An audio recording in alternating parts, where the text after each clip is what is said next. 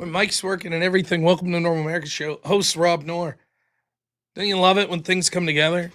Some fat old boomer that doesn't know what he's doing. It's like, well, the mic works. Nice. How about it? Good stuff.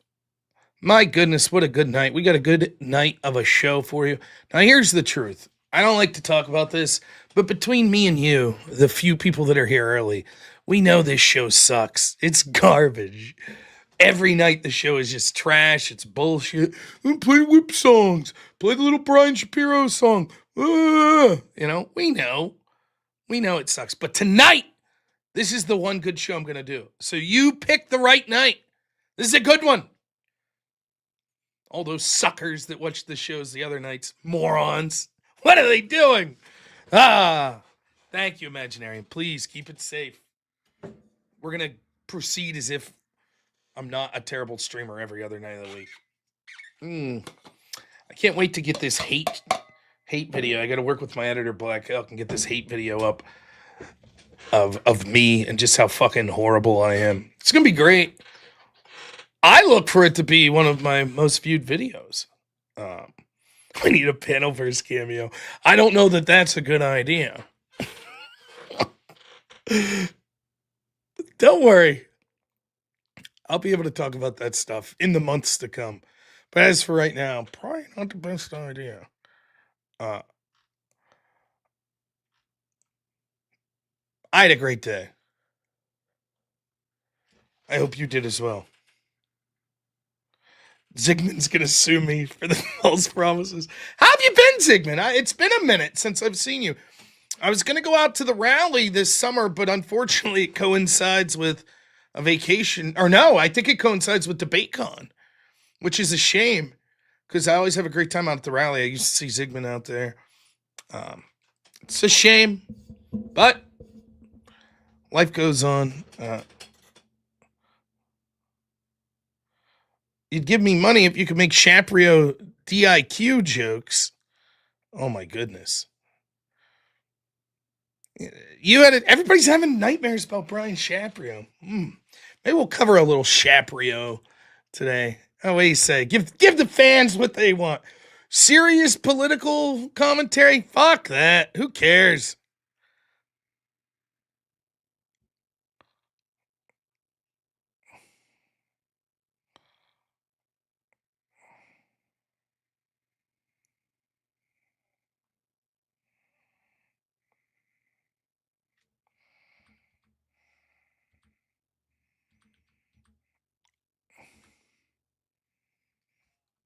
Okay. Had to find a clip. Shaprio stuff, yeah. Oh, fuck it. We might as well already, right? Brian Shaprio mentioned already? I told you this stream's going to be on fire. He harasses women in messages, has a weird infatuation with men's organs. He's a syndicated radio host, and it's all about respect. He's Brian Shaprio. The real MVP of my streams, this guy in the background staring at Mr. Shaprio there, like, what the fuck is this guy doing? That guy's the real MVP of the stream. He has no idea. He's like, well, this other character that doesn't know how popular he is. Do you know about this? This guy, Austin Hall, 2 days ago, $357 a day is highly unreasonable. You're unreasonable, sir. How about that? Parker, what do you think? Yeah, agreed. That's how I feel. Yeah. You think I could get a better picture of Jake? I do a show with him like several times a week, but no. Now, I have been busy today. This is my third show of the day. I'm the James Brown of the streaming world. 3 different shows. Colin's show during the day, then the extravaganza, early evening, now late evening, Normal America show. My goodness. Oh, you watched me debate Hunter Havel and all those. Man, that feels like forever ago. Yeah, I did. I debated Hunter Havel. So here I am. We're going to have a great show. Now, I know There's only 58 people watching. I know why. Because this pretty effeminate colored shirt that I'm wearing. But I don't give a shit it was clean. It was a clean shirt. Put it on. That's how it rolls. Also, Andrew's debating some David Wood character. Seemed like a hater debate. I'm sure it's going well. We're here to talk about important issues. Like people's nightmares about Brian Shaprio following them through the mall. That's the important shit. You know? That's what everyone gives a shit about.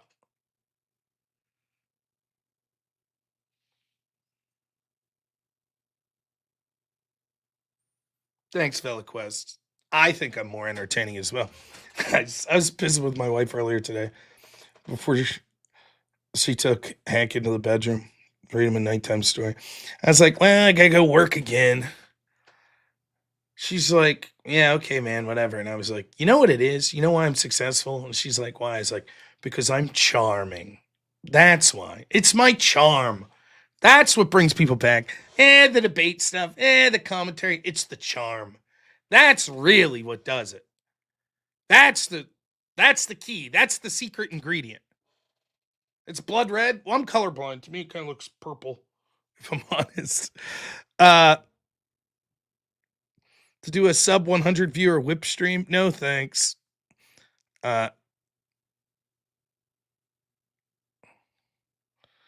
Andrew feels the need to defend Jay for some reason, and obviously David doesn't like Jay Dyer attacking God logic. That's pretty much the debate. Well, most of the religious debates I stay out of. Look, is there a correct religion? Yeah, probably is. Do I know what it is? I do not. Do I have more friends that are Orthodox than other denominations? Yes. I myself go to a Catholic church, but don't consider myself Catholic. For me, I think that these debates are important, the religious debates. But my journey is just getting to know Christ and starting to read the Bible and things of that nature. So I look at us all as greater allies than enemies, but I understand if this is something that you have focused a lot of time on, the importance of having those debates. It's just not for me. And as far as, I never really feel the need unless it's, I don't know. I don't really jump into that stuff. I just don't. So I don't wish anyone ill. I'm not saying David Wood or Andrew or Jay Dyer or God Logic. I couldn't even begin to tell you what the disagreement between Jay Dyer and God Logic was. I don't know that I've ever seen or heard God Logic, so I don't know who that is. I didn't know who David Wood was, so I don't have anything to add to it. I just don't. So, yeah, that's true. Your friend gets up in the bar, you get up with him. True. So let's read some super chats and then we'll get into it. But first, I'll tell you the development I had today when I wasn't streaming. We're doing a bit of spring cleaning here. And my son is 5 now. Now, we had a lot of his outdoor toys that were put down in our basement. Our basement's also our garage, right? So we had a lot that we just put sort of in the corner there. So bicycles, wagons, things of that nature that are down there. Now, we bought him a bicycle last year, and he rode it a couple times. It still has the training wheels on it and everything. Now he's 5, and we got his bicycle out. And the poor man is too big for the darn bicycle. His knees are up to his shoulders trying to pedal it. So tomorrow we're going and getting the man a bigger bicycle. He's very excited. So we're not going to an actual. Have you ever been to an actual bicycle shop? I made that mistake once. There was this little quirky shop. It was in downtown of the town I lived in. And it was weird. You went downstairs. It was in the basement of another shop. And I always saw they had bicycles out front. And I had a little money. I had $300 and was the only other place in town that sold bicycles was Walmart. And I saw a bicycle there. It was $150 or something, like a Huffy or something. I was like, oh, But I was like, I'll go get go to the mom and pop shop. The cheapest fucking bicycle they had in this place was $1,300. I was like, are you fucking kidding me? No, thank you. That's a hobby that's too rich for my blood. So we're gonna go to Walmart and we're gonna get a nice kid's bicycle. Doesn't have to be the cheapest one, but I ain't spending no $1,300. You know, just crazy. I couldn't believe it. And then I was like, this is ridiculous. No one would pay this much. And then I talked to some friends in like different areas, and they're like, oh man, 1,300 for an actual like cyclist that's cheap. That's a cheap bicycle. I was like, holy shit. Maybe the bike shop doubles as an underground casino. You'd think they wouldn't need to charge as much for their bikes then. Oh yeah, my man's still on training wheels, absolutely. He's barely ridden a bike, so.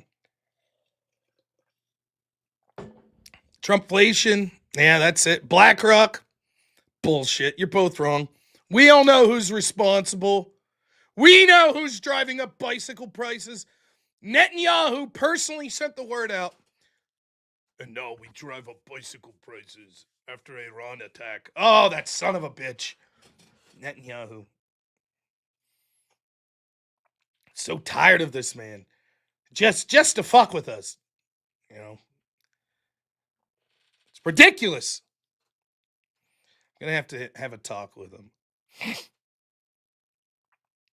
So that was my big thing today. So we're going to get a bicycle tomorrow. All right.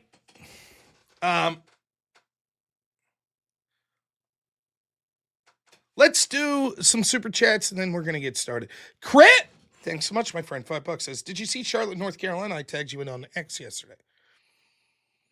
Refresh my memory. Tell me what it was about. I don't remember, so I probably didn't, but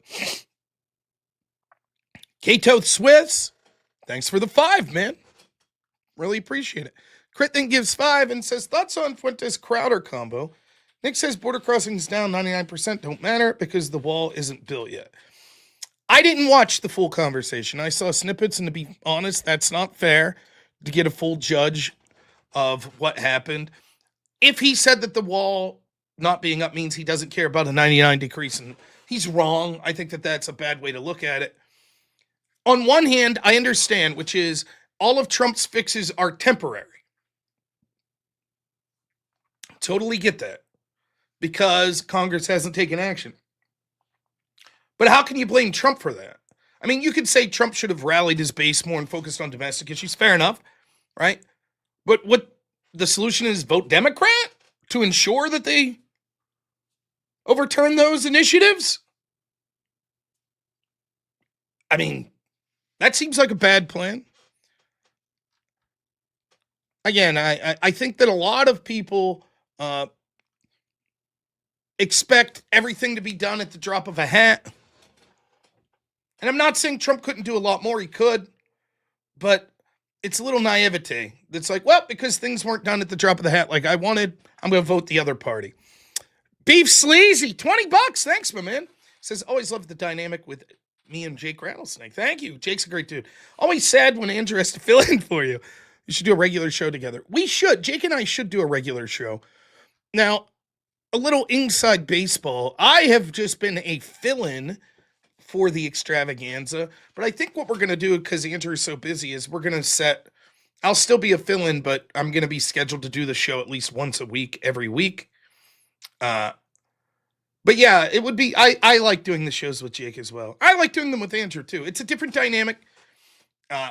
Jake and Andrew both have different interests, and there's different types of stories to bounce off them, so I think it's interesting. Crit, $5 says it was about a pregnant woman stabbed in North Carolina by someone arrested like 40 times and let out. I did see that story. Yeah, it's terrible. You know what's horrible about those stories? They're so common now. There's this weird phenomenon. I haven't tried to put this into words, so let me try to do that, right?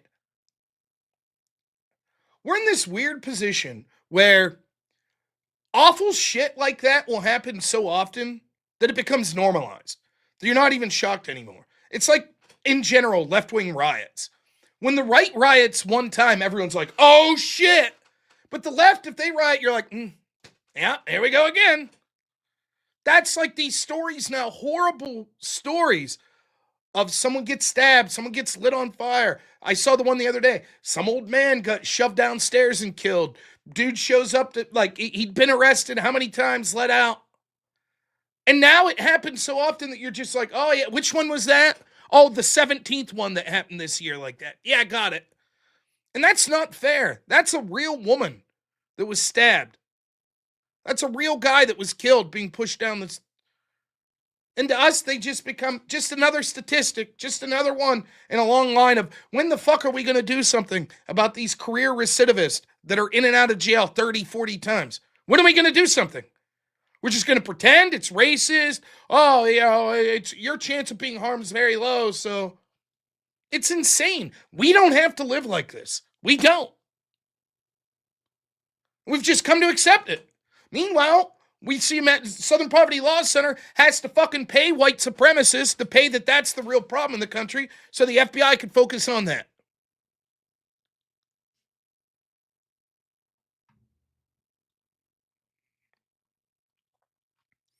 Now, as far as the Nick Fuentes, Steven Crowder thing, I might watch that tomorrow and then talk about that.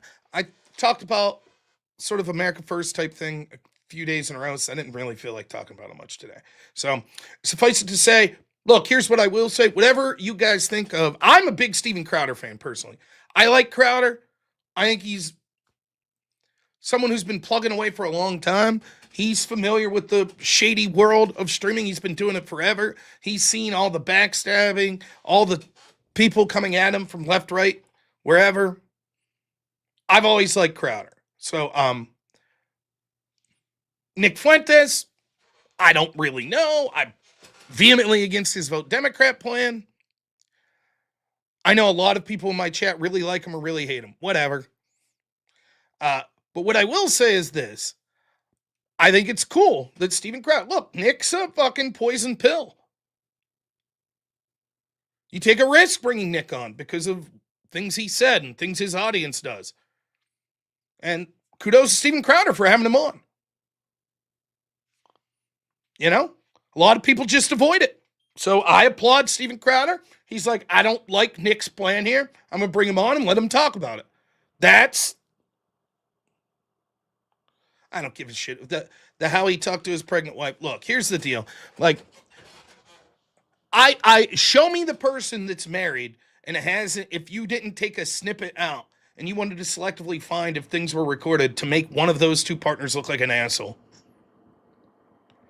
I have no idea what led up, what their relationship was right on a daily basis. In a world we have where people are cheating on their wives regularly and addicted to pornography and all these right-wing fucking people are, you find out we're with women of the night or, whatever else. Some guy yelling at his wife while she's pregnant. That doesn't scratch my radar. I just don't give a shit. I think there's a lot more to the story that I'm not privy to, and I'm tired of the fucking Me Too. Oh, look, here's a 5-minute video. Ha ha! That sums it all up. I have no idea what went on, so.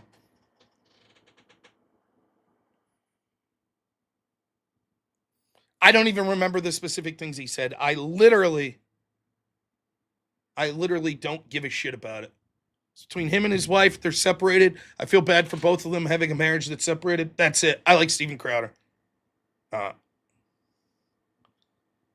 don't care if she's pregnant. If he hit her, then we'll talk. Crack, $10 says, I believe accelerationists only want the world to burn, not fix anything. If you're against murder and advocate to bring in murderers, are you really against murder?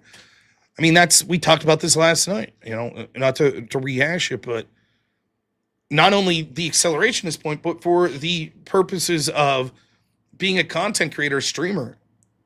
There is a niche for just always bitching. Once you're in power and your side's in power, then you got to be like, oh, okay, we got to get shit done. It's easier to just point the finger and say, nope, not perfect, not perfect, not perfect, not perfect, not perfect, and build up a big audience like that. So I think that a lot of people secretly like it. All right. 2 stories to cover tonight. The one's going to take all night. In fact, I'm not going to get through it. It's an hour and a half video. That's Someone recommended that I cover Tucker Carlson talking to Zelensky's former press secretary. Again, think what you will of Tucker.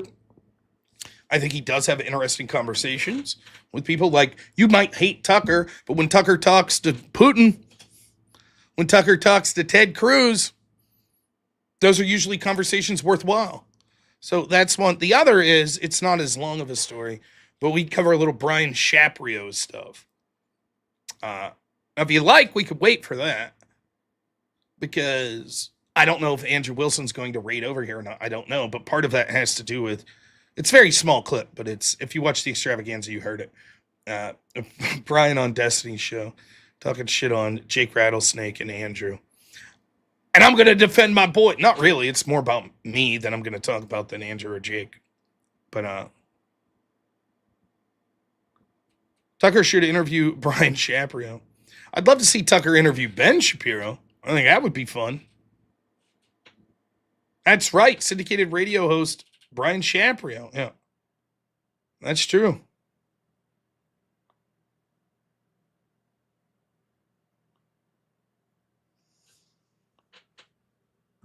All right. Let's do some of the Tucker stuff. I have not watched this. I basically know that this was the former secretary of Zelensky, and she's talking a lot of shit on him. That's about all I know.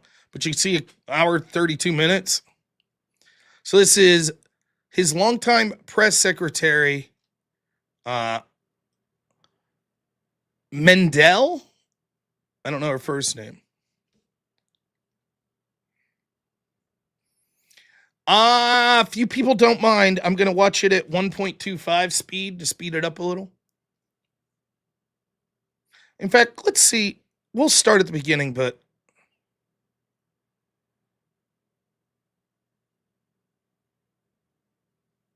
yeah, let's just go. We'll just start it.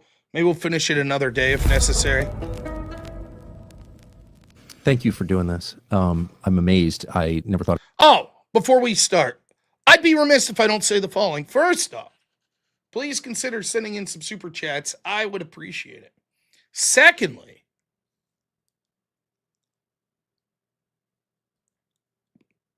kudos to the Rumble crowd for last night kicking the shit out of the YouTube crowd. Now, even though there's less people watching on Rumble, boy, oh boy, did they crush it last night. So I see you over there, Rumblers.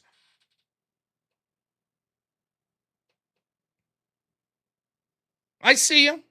So you gonna take that, YouTube people? You gonna take it? You gonna leave Rumble embarrass you like that? I'm trying to create a fake fight so I can grift for more money. This is brilliant. You see how it works? It's brilliant. It doesn't matter if it was all because of Jungle. Does not matter. Rumble side won. That's all that matters. Yeah, Jungle definitely has baller status. So, all right. Here we go. Let's hear what this interview is about. I would speak to anyone around Zelensky. So, and I know you're doing this at some great risk to yourself. So thank you very much. So you were President Zelensky's press secretary. Yes. First of all, thank you for having me. And I never. Ayulia? Is that how you pronounce that? Ayulia?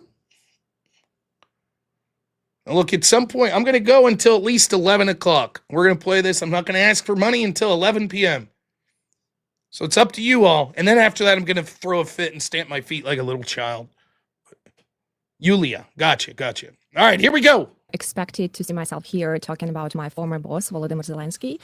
I used to work for him for 2 years, since 2019 till 2021. How did you wind up working for him? Volodymyr Zelensky announced the job via Facebook, and everybody started applying. And I didn't want to apply first because I thought he would take someone, nepotically. Yeah. But there was an open application, and I won through 4,000 of applicants. It's not a joke. And then actually I need to prove myself that I can do a job and that he can trust me. But we found the common ground, and I think I was very faithful towards him, Yes. And I supported him, and I supported him in 2022 when Russia made its large-scale invasion. As millions of Ukrainians, I was grateful that he stayed in the country. Yes. That's why it's so strange and desperate for me to be here and to talk who he really is. I don't have personal vendetta, but I believe that he is one of the biggest obstacles towards peace today. So I wanted to tell the people who he is. Who is he? Thank you, Tinker Type Powers, for $5 over on Rumble. Now, first to say this, and Ty says, yeah, YouTube, who's retarded now? I don't know if I'm allowed to say that word on YouTube, but we did. Rumble firing shots. All right, let's start with this. All right. First off, I'll probably wait to read most of the super chats. You all are very generous. Thank you so much, but we got a flow going here. Secondly, it's sort of weird how you would think about her story here and how this would come about. It's not like some nepotism or something like that. Like, I applied along with 4,000 other people. And it sounds like she applied to do this job previous to the invasion by Russia. So probably was someone that respected Zelensky. And now you never know. Anything could happen. Maybe she's bought and paid by Russia. Who knows? Right? But interesting sort of the process for how that would go. But also, I understand there are people that don't like Tucker and think that he's a grifter for Qatar, maybe. I don't care. I'm listening to the interview. First of all, he's not a person whom you see on camera. He's a very different person. He changes masks all the time. He is emotionally uncontrollable. Emotionally uncontrollable. Yeah, he doesn't control his emotions. He's often hysterical, and he thinks that every person is disposable. He doesn't have empathy that he plays. He's absolutely insanely great actor, and that brought us a lot of support in 2022.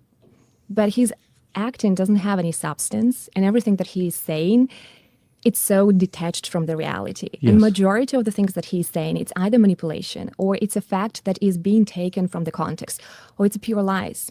And millions of people still believe that supporting Zelensky means supporting Ukraine. But Yes. today, it's different. Now, first off, let's look at this through both lenses. Let's say she's bullshitting, right? The attack here would be one that makes sense because she's saying things that logically adds up, but anybody could put two and two together. He puts on a mask. He's an actor. Well, he literally was an actor, right? So you would, if I was to create an attack about this guy's moral shortcomings, I would say he's a farce. He pretends. He's a trained actor. That's what he does. So this could be bullshit. On the other hand, perhaps his background does allow him to appear one way in public and then be different behind the doors. Wouldn't be the first politician. In fact, I think that's more of the norm than the exception. As far as emotional outbursts, well, we've seen what he did sort of in scolding J.D. Vance in the White House there, right in like the first couple months of Trump's term, where he came out and was basically criticizing Trump and J.D. Vance's plan. Now, that reeked of a person that couldn't control himself. He's relying on the United States right now to keep themselves in the game and to not be able to control your emotions. It's one thing to be some dude like me and be like, fucking Alex Jones style, like Rand and Raven. It's another thing to be a head of state that's at war and you're basically going hat in hand to countries around the world. You got to maintain yourself. You can't have like outbursts like that. Even if you thought J.D. Vance was more in the wrong, I don't, by the way, but even if you thought that, why is Zelensky not keeping his cool in this situation? So, but let's keep going. And Tucker, I would like to say, I'm not here to justify Russian invasion. I'm not Right. here to justify Putin. What Russian army is doing in Ukraine equals crimes against humanity. Yes. But this war is not black and white anymore. It's dark and even darker. We just see Putin as an evil, but Zelensky is also an evil. He's just a hidden one. He plays such a teddy bear, on camera, but then when the light goes off, he's a grizzly bear, and he destroys the people. It's almost surreal to recollect that almost every Western leader and Western delegations that were coming to Ukraine before the war, they treated Zelensky as a political novice. They saw he was low-educated, unqualified, and low depth. But then overnight, he just turned into this great face of democracy. Yes. But it feels like the West created the myth, fell into it, and doesn't that the West keeps ignoring the fact that this beneath that Zelensky's rhetoric, heroic rhetoric, he keeps accumulating power. And I'm not afraid to say he keeps hollowing the very same people he claims to save. It's pretty strong to say, I know that. But I believe that, people need to understand that if you want to support Ukraine, the only way to support Ukraine today is to push for the peace deal. This is the only way that Ukraine can survive, because I believe we are on the verge of extinction. Somebody is talking about 2-3 years of war anymore. It just doesn't come up with numbers, with demography, with anything, with all those suffering that's happening in the country.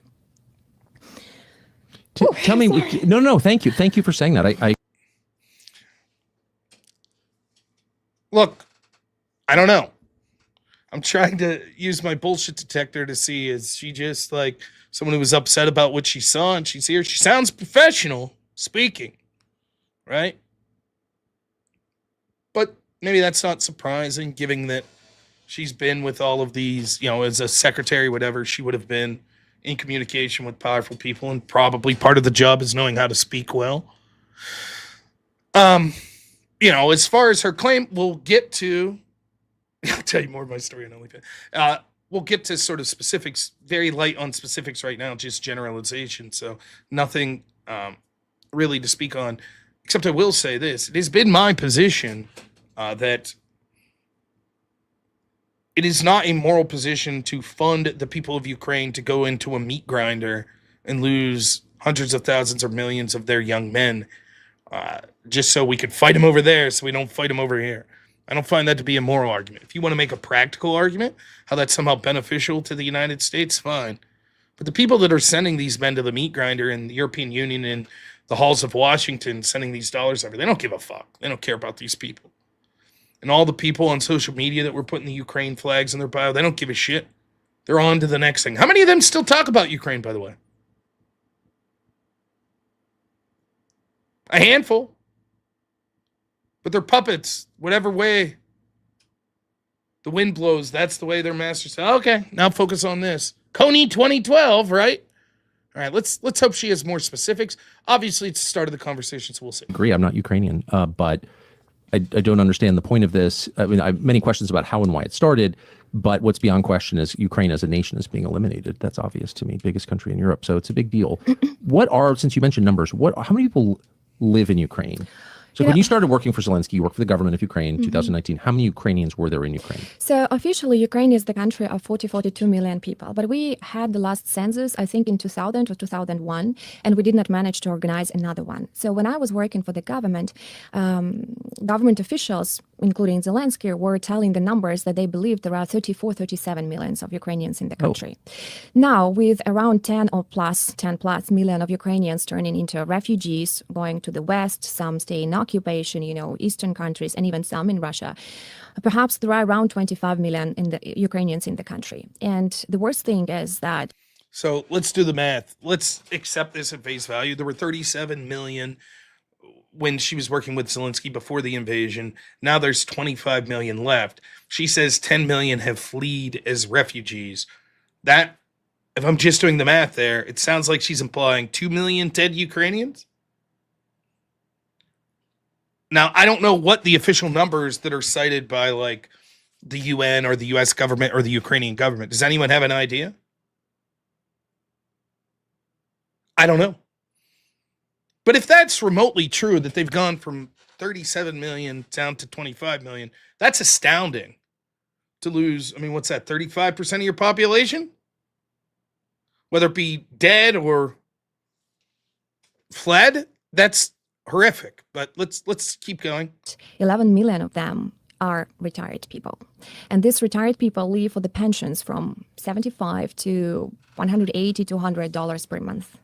And Ukraine is not that super cheap country where you can actually survive for this money. Just 2 weeks or 3 weeks ago, there was a terrible story when one movie director of Ukraine, who was a retired person, died at his home, and his neighbor wrote that he died from hunger and cold. There were the severe temperatures in Ukraine, and he didn't have anyone to help him. I just wonder if ever we will know the statistics, how many people died from this cold and from having no opportunities to survive. So you're saying that the Ukraine right now has maybe 15 million, maybe fewer working people actually who are working in the entire country. Well, you don't count children. Children are not working, right? So I don't know how many children under 18 are there. But perhaps if we have around 10 million of working people, that would be fine. Wow, that's amazing. That is crazy. GG doing the math there. And yeah, that's crazy. For a country of that size to basically, because you have to think your working men are fighting or fled, and now you're left with an elderly population that's retired and young people that don't work yet. That's it's incredible. And by the way, if those young people die off or they leave and never come back, you've hollowed out the country. And I mean, which is my assertion, one of the goals of this from the West was in the first place. For an excuse to have Western interests come in, globalist interests come in, and to take over Ukraine. I truly feel bad for the Ukrainian people. I think that they were between a rock and a hard place where they're a puppet, going back over a decade. Their administration's sort of seen as a puppet of Vladimir Putin in Russia, and then it became in 2014 a puppet of Barack Obama in the United States. And they elected this dude, basically the country's Jon Stewart in Zelensky. And now they're going through this situation, and it's like, man, what a terrible thing. They're just the battle for global interest. They're the cannon fodder. The people led to the meat grinder for this global game that probably your average person that's fighting in the Russia's side or Ukraine side doesn't give a shit about. They're just poor people from the country that just want to get back to their families. Horrible. Yes. How many have died in the war? Do you know? The numbers are very different, and it's very difficult to count. Right now, the official UN verified statistics is around 15,000 of civilians. The numbers of those who turned into military are not known. So it's very hard to know. But only in Mariupol, it is known that there are graves for around 20,000 of Ukrainians. So I guess there are at least hundreds of thousands of those who died, and we will just never know the numbers. Okay, she's guessing hundreds of thousands. Okay. Still horrific, but terrible.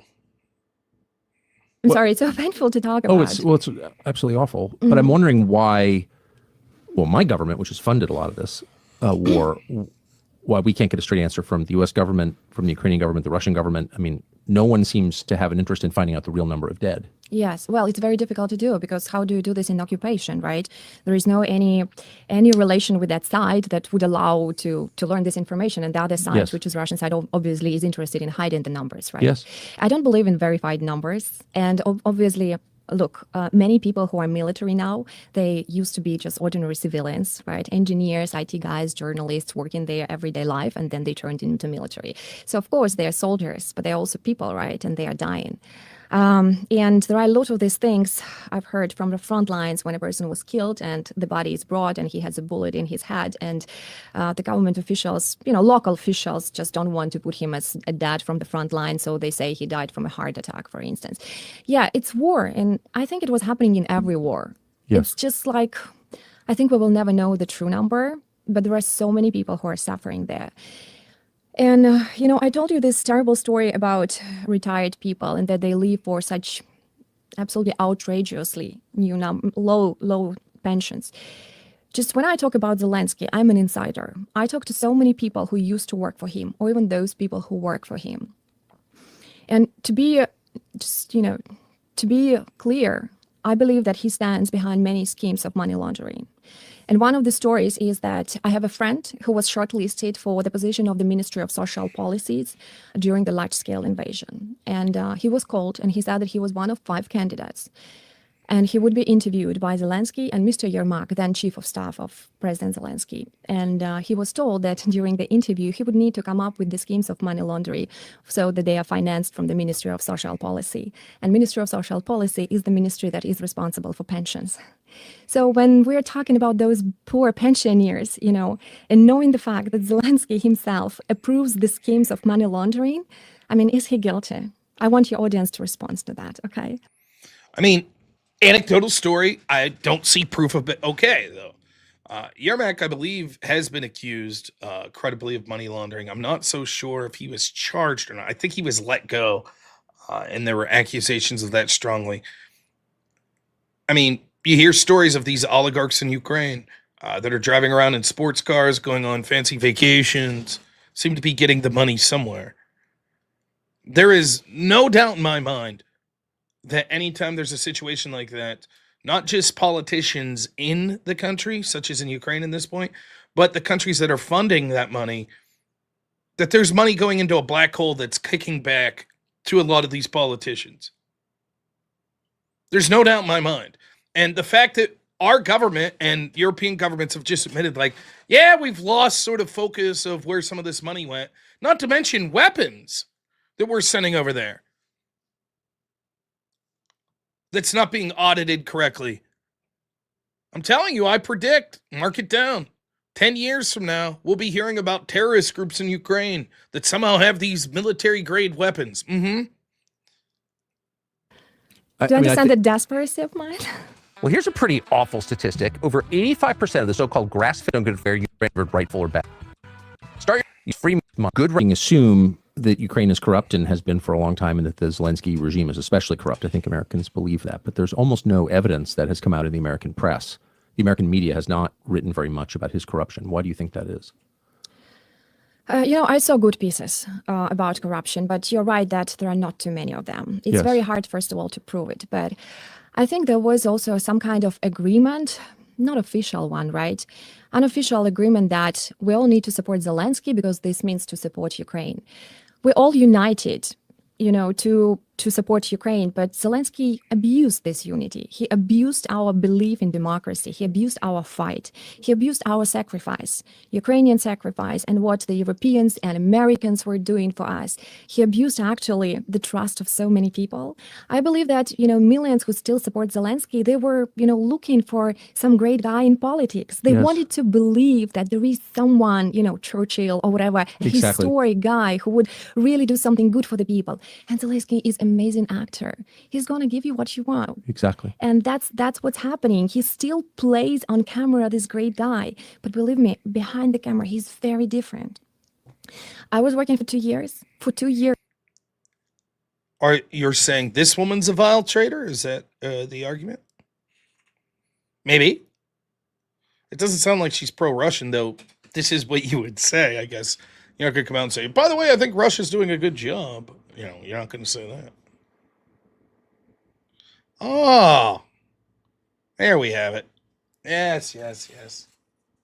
An Azov battalion guy. Yeah, she's defaming Zelensky. Yes, the Azov battalion. Those famously great people. Interesting.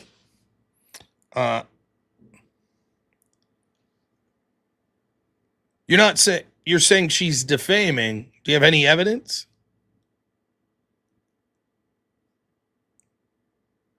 Are you also a fan of the Tornado Battalion? I remember reading about their leader that was jailed before the war for allegations of sexual assault of children. Hail them as well.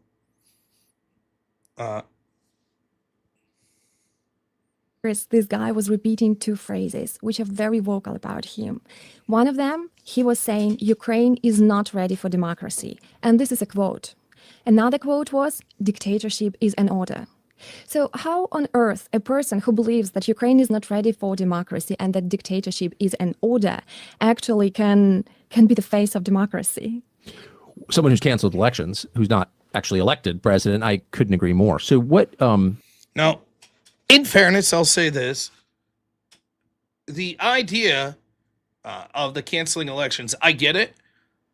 In the middle of a war where your country's being invaded, do I expect you to have elections? I understand that maybe it makes sense to delay them, etc. Now, obviously, there are accusations of targeting members of the church, targeting rival politicians, etc. Seems to be a bridge too far, though. But in 2019, 2020, 2021, what was Zelensky saying about Russia? Zelensky came to the presidency as the president of peace. Yes. During his electoral... We've seen this before. Oh, yeah. He's the guy who made himself in Russia. The first biggest money he made was in Russia, millions of dollars. He was working for Russian propaganda channels, and he was fine with that. Furthermore... He was? Of course, he made all his career, tens of years. He was everywhere in Moscow. By the way, when the first Russian invasion in Donbass happened and Russia annexed Crimea, he was spending time in Russia. He was finishing his movie for which he got a lot of money. And he even recognized this in August 2019, I think. He wrote, yes, I was in Russia. I was finishing the movie. It was 2014. The war was going on. Furthermore, I'm writing a book right now, and it's a different book. It's a book about real Zelensky. And I learned a lot of facts and talked to a lot of people. And this information was nowhere, but it happened that he had several properties in Crimea. And when the war was happening in Donbass already, he was spending time in Crimea, having weed with marijuana with his friends from 95th Quartal and making facilities there and enjoying time. And he didn't care that Russia annexed Crimea already. While it was Russian controlled? Yes, it was under Russian control. He was vacationing in Russian controlled Crimea? Yes, it was May 2014. I talked to a person who was working for him, a person who was helping him put the windows into the house, and a person was telling different details about how Zelensky was behaving. So everything that Zelensky is saying is really very different truth, very different truth. So he was the peace candidate. He came promising that he would stand on his knees in front of Putin and beg Putin to stop. That's what he was promising. Now, obviously, this is before the war. Now, it's interesting. It would show that maybe he's changed tact. If those stories are occurring once the war occurs, that's obviously more troubling and problematic. But he was saying that Ukrainian and Russian languages are both languages that need to exist, that people speak both languages and, it makes people stronger, that we need to be friends with Russia. He was saying all this stuff, and that's why people voted for him. They didn't want war. Nobody wants war. There is nothing good in war. And now he totally adopted some nationalist ideology that is not natural for Ukrainians. And he really plays it well. And what happened? Most people in the United States were not paying attention. Yes. And we sort of look up to the TV, and there's Joe Biden's Vice President Kamala Harris at the Munich Security Conference in January 2022.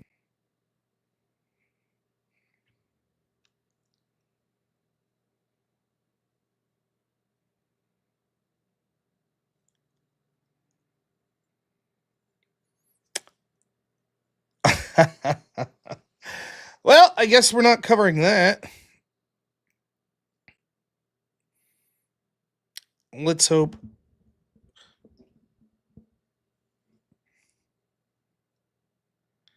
Let's hope that I come back on YouTube here. So I did just get the email that my stream was suspended.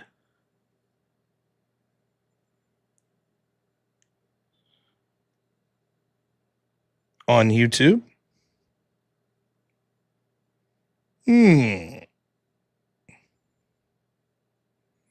So let me know if it gets back up.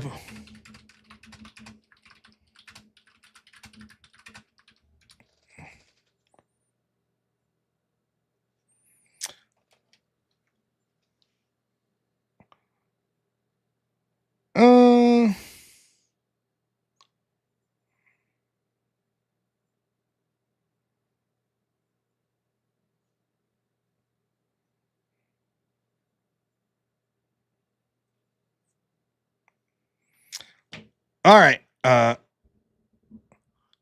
don't think that I was being illegitimate. I think my commentary was obvious. It wasn't like I was doing like some other big streamers do, where they just play the video and walk. We're back. All right. I guess we won't be covering that. Womp womp. What a load of shit. So, apologies for that.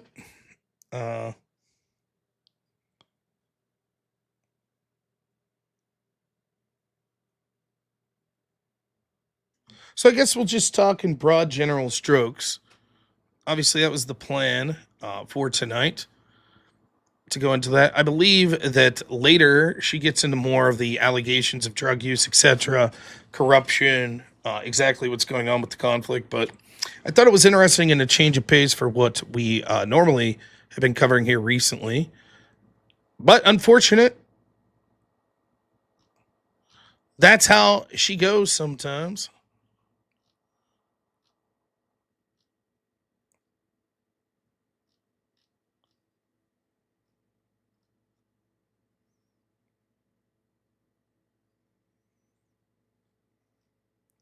So let's cover something else then. Uh,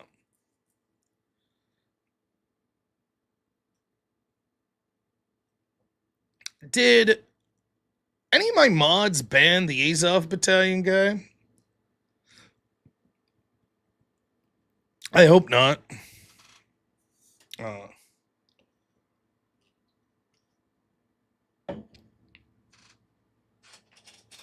my guess is that was just AI, but I could have been being reported. It is no secret that those pro-Ukrainian people will create lists of streamers they don't like and do everything they can to be censorious. So, uh, maybe there was reporting going on,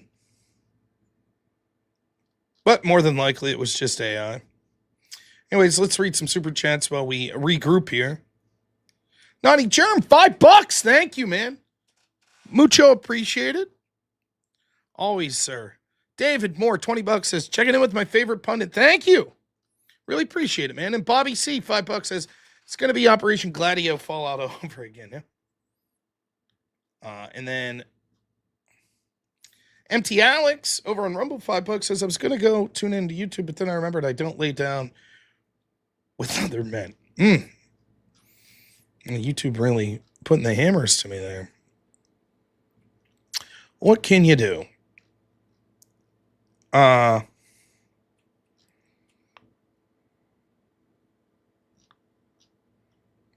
I'll say this in general. I sort of said my piece on what I think of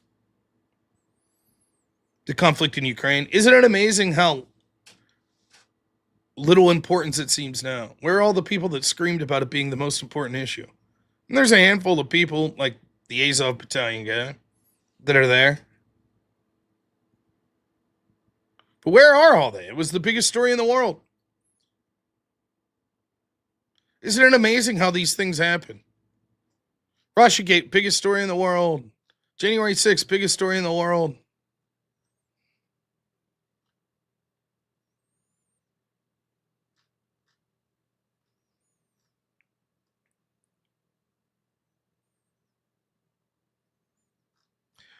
I guess. I don't even know what clips I could try to play. Maybe I should be. I had some James O'Keefe stuff. But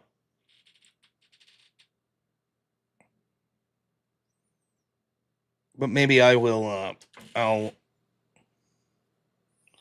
avoid that. I hope I didn't get demonetized. I don't know. I guess we'll see if someone tries to send a super chat on YouTube. It's unfortunate, though. I think that clearly this type of stuff is fair use, and unfortunately, that's how she goes sometimes. The Massey whistleblower. Okay, we could talk about. I don't know what to think about that. That's a person who's claiming that she has these.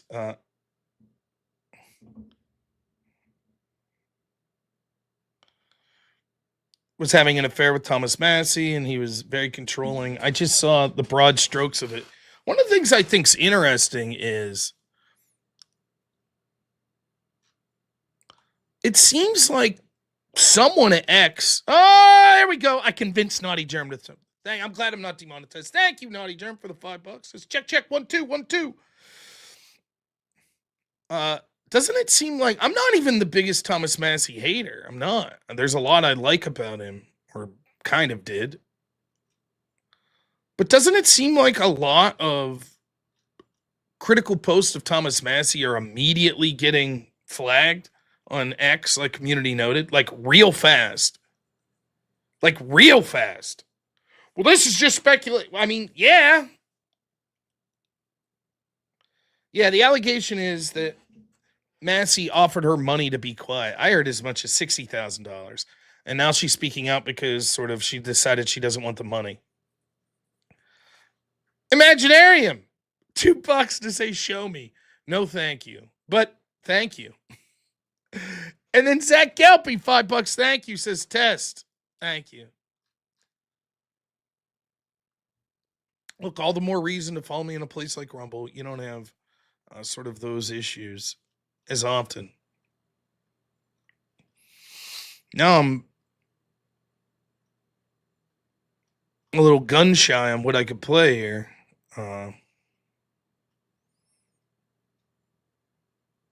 Without getting hosed. Well,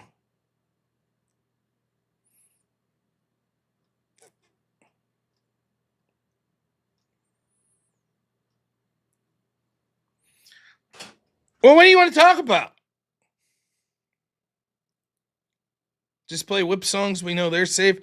That's not true, believe it or not. So I will talk about this, just a little side story.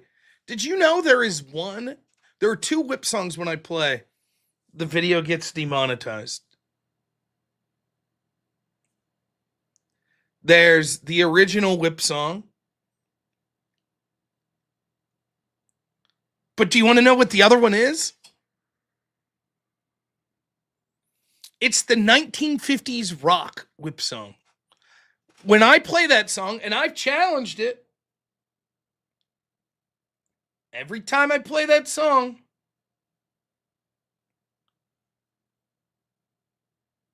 I get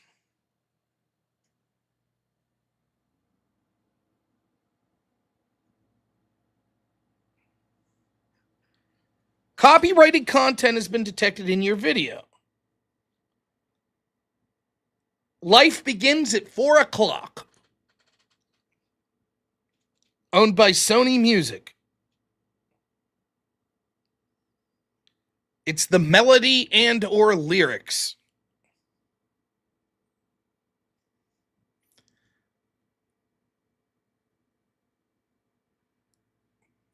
Crazy, right? So, yeah, the whip songs also get me in trouble from time to time. It's too close to Wham. Yeah. What can I say?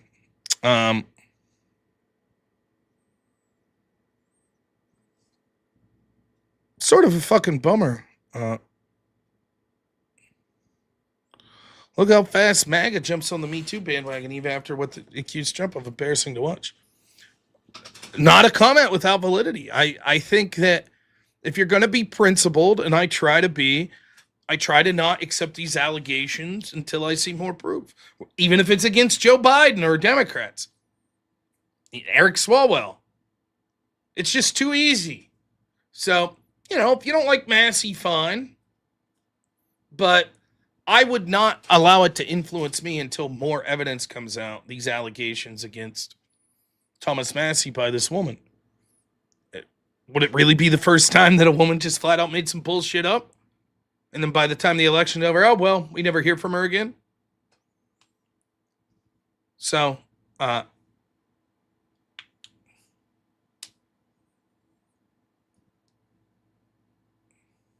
you're blaming Styx Hexenhammer's lost tooth. No! Yeah, I saw some of the James O'Keefe stuff.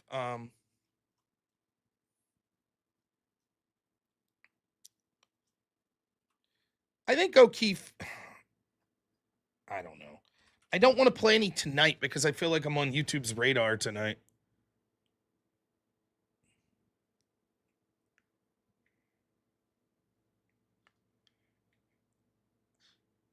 But suffice it to say, what O'Keefe found was he has on tape that, Trump's a special assistant to the White House Domestic Policy Council. Advisors there aren't really thinking through things. They're just saying, this seems like a good idea.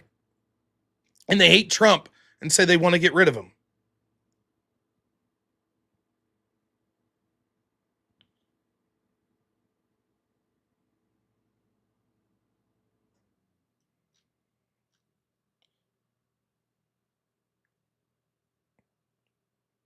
But I don't want to play a video right now because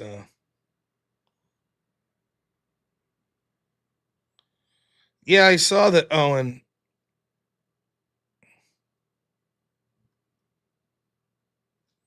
yeah, you're also right about that, Lazarus. Massey jumped on the Me Too movement. It's sort of like, look, with Massey, it's like live by the sword, die by the sword. Massey was all about, that's his big thing, the Epstein stuff. And you already see him and Ro Khanna made some mistakes already, unredacting people's names that had nothing to do with anything. Now it's like, okay, when the allegation gets thrown his way, he's going to want the benefit of the doubt, which he deserves. But so does everyone. So does Trump. That's the thing with the Epstein stuff that's got me, right? It's amazing to me how you could take the exact same audience of people and be like, oh, Me Too movement. All these people, all these ladies in Hollywood accusing this person, Mattress Girl, the UVA scandal, the Duke lacrosse scandal. Oh, yeah. And people, yep, we see right through. That's bullshit. Look at how damaging. But if you take those alleged perpetrators out and then insert, oh, no, it's powerful people with cheese pizza in basements. Yep, guilty. Well, can we go a little and see? No, they're guilty. We know it.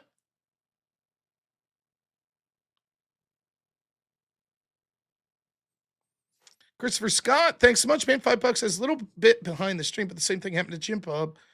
It's Tucker's content. Maybe it is. Maybe it's Tucker's team being a prick, or maybe it's YouTube not wanting Tucker's content playing. I don't know.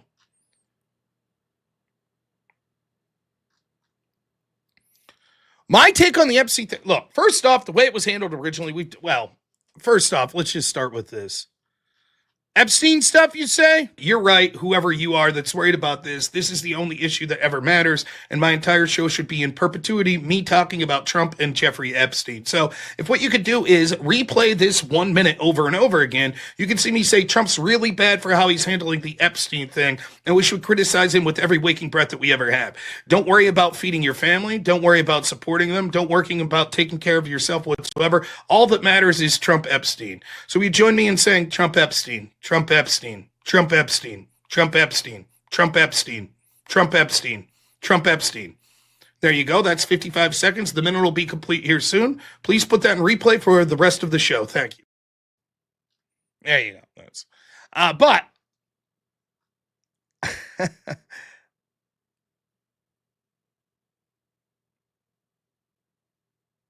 oh, someone's rating. Oh, the Crucible's rating. Good. Let's talk shit. I think David Wood crushed Andrew in that. No, I didn't watch 1 second of it. I don't even know what they were feuding about. Something about Jay Dyer. I just thought let's see if I can find this. I thought it was so funny, the topic that David Wood wanted to debate Andrew on. Let's see if I can find it.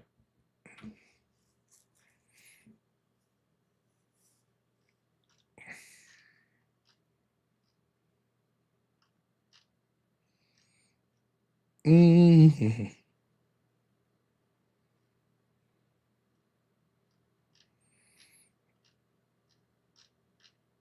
I don't know.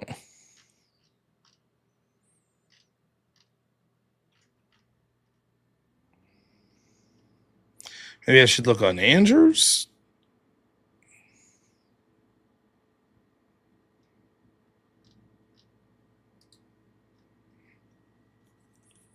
David Wood pull it down?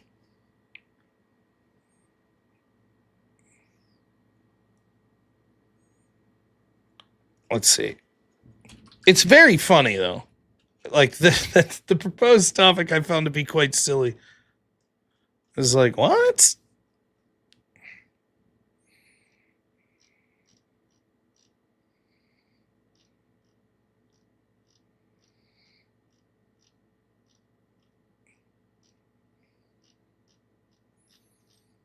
But I saw this last night.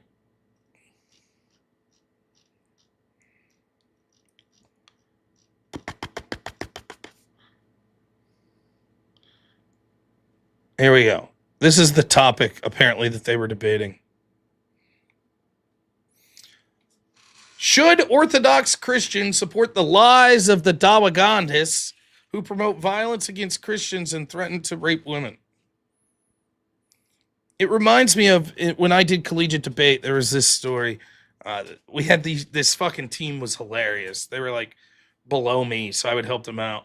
So they were JV level and I was at the top level. And they came, I'll switch the names around a little, but they were always bickering and fighting with each other. And the one guy came up to me after the round And you could tell they were fighting, and he's like, I wrote down some questions for Rob. I just had some questions for you, Rob. Just some questions I wanted to ask. I'm like, okay, shoot. He's like, should my partner try to help me and listen to my speech, or should he be a total fucking asshole that's not paying attention and playing hand drums on the desk? Should he speak to me with courtesy, or should he call me fuckhead and shitbag? And he had like 20 questions like this. It's like, oh, you know. That's what that topic sounded like me.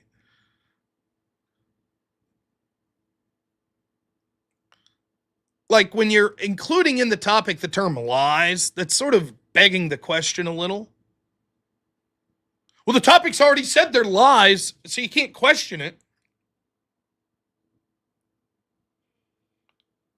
Yeah, and the general theme of like, well, if you agree with something a Muslim agrees with, well, then you're pro-Muslim. I mean, no. Muslims, many of them may despise like the LGBT agenda. Okay, me too. Doesn't mean I'm pro-Muslim. But I don't know. To be fair to David Wood, I don't know what the fuck that debate was about, so I can't speak. I did not watch 1 second of it. Now, what I did want to talk about is a little clip here. I don't know if you guys know this guy. Let's see if I can find a picture. Do you guys know this dude? He is one of the most powerful syndicated radio hosts in the country. That's Brian He Shaprio. harasses women in messages, has a weird infatuation with men's organs. He's a syndicated radio host, and it's all about respect. He's Brian Shaprio. Yes, the one and only Brian Shaprio. So he went over to Destiny's channel today, and I actually think Destiny was on Brian's syndicated radio show. Ho-ho! There were probably millions, billions of people listening to that radio show. And he had a little something to say about two people that I'm a fan of, Jake Rattlesnake and Andrew Wilson. But I'm not just here to defend Jake and Andrew. I actually have some of my own say-so to add to this. So here we go. So you're going to be debating Dinesh D'Souza. No!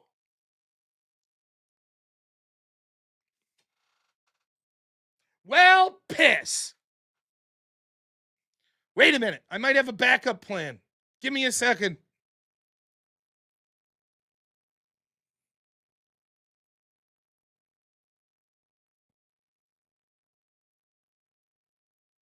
You ready to get meta here?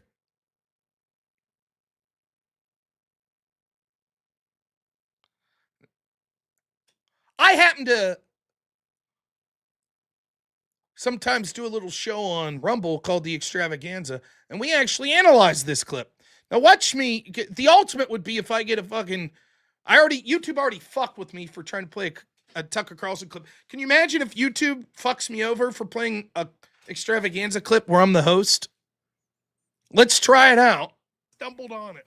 All right, you ready? Share my screen here. I think this is the right timestamp. Thank you, Destiny, for giving us consent to use your video. It's very nice to have consent like that, so thank you. Yep.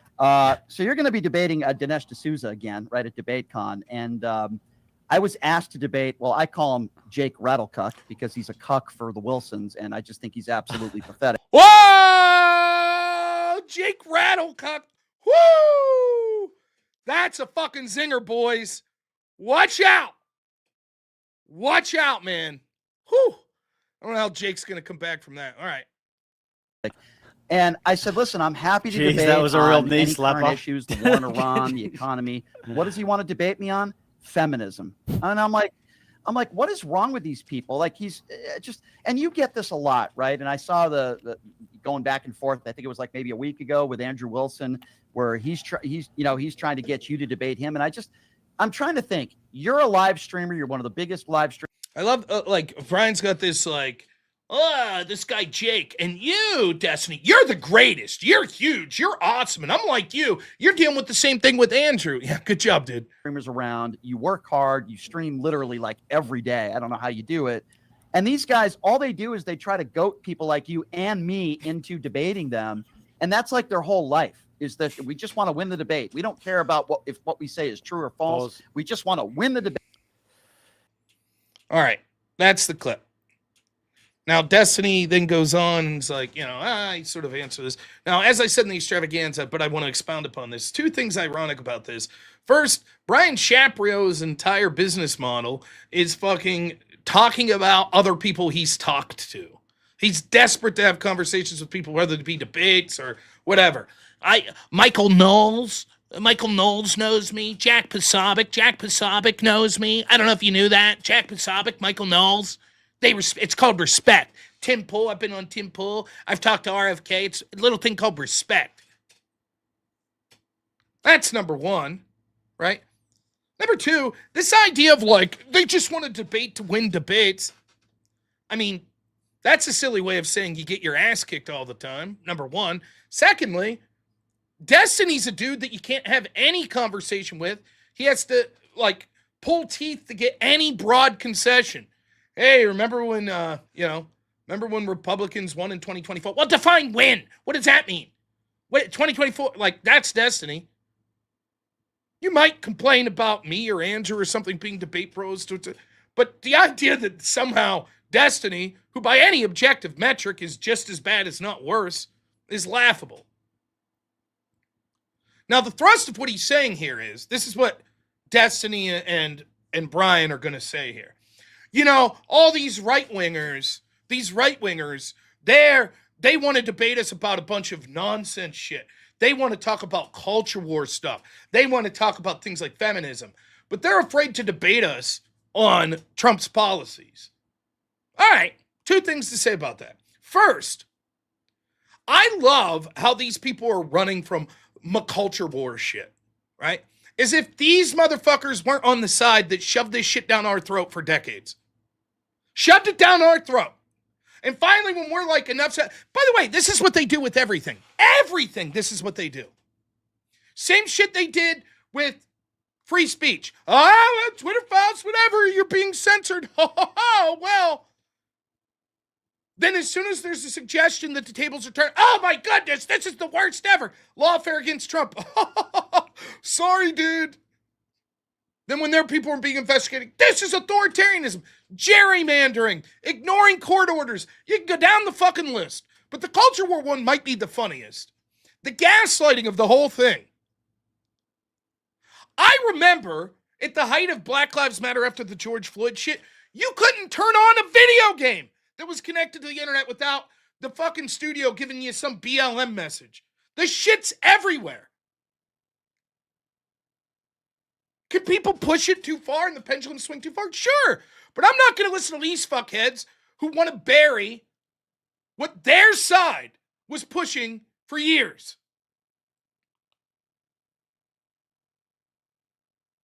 It's absolute bull. Oh, why are we talking about what?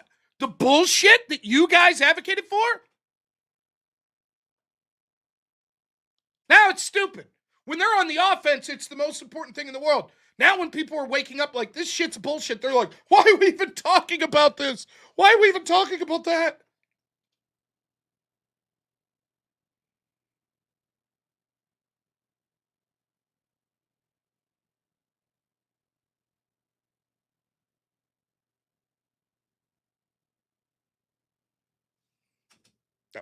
Okay, would you like to call in Will M?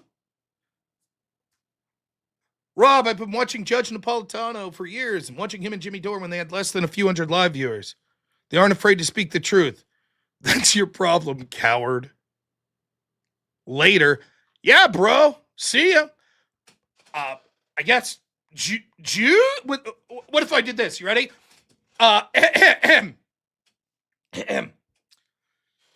Jews. Did I do it? Am I not a coward now? Jews.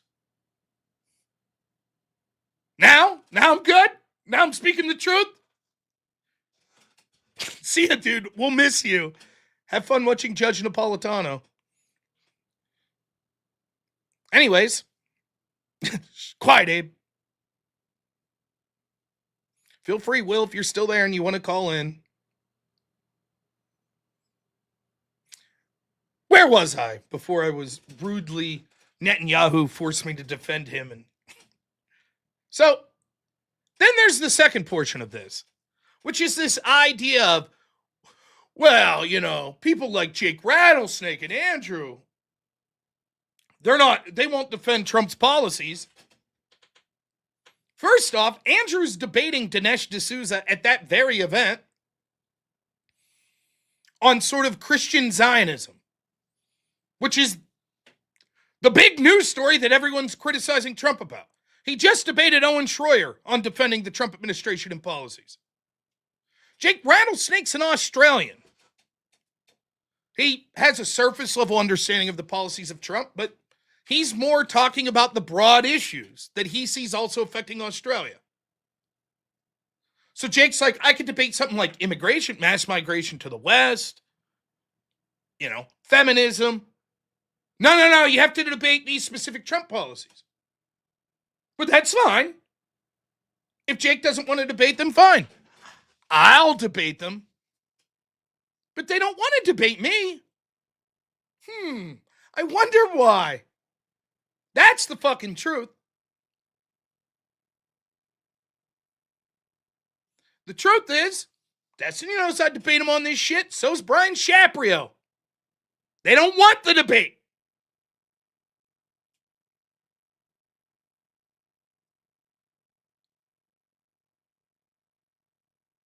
By the way, how much debating were they doing defending the Biden administration? Part of that Destiny Brian Shaprio conversation today had to do with Trump's failing health. I never want to hear a fucking word from these people about a president's health. It's laughable. These people covered for Joe Biden when he was a human vegetable. Covered. Oh, now Trump, blah, blah, blah. Joe Biden, they basically hid. Now we have the press coming out like, yeah, we did think it was a little odd. We had less access to him than like any president ever. Trump, it's the opposite. Maybe Trump is having some failing health to a degree. He's getting older, sure. At least you can see it with your own fucking eyes.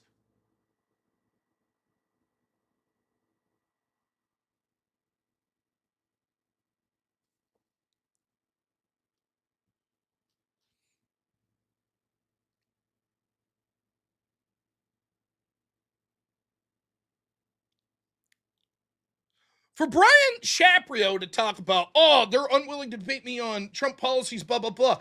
Dude, you went into a debate where the topic was you defending that feminism was good for women and children, and you forgot to make any arguments about feminism being good for women or children. I challenge anyone. If someone took a clip and they clipped up Brian Shaprio's debate with Rachel Wilson here a couple weeks ago, and you took Rachel's part out of it, just took all of her comments, everything, took the audience question out, and it was just a cut of when Brian was talking, you would be hard-pressed to know what the fucking debate prompt was. You wouldn't have a clue. What is he? Is it about women's suffrage? Maybe at one point? Is it about paganism?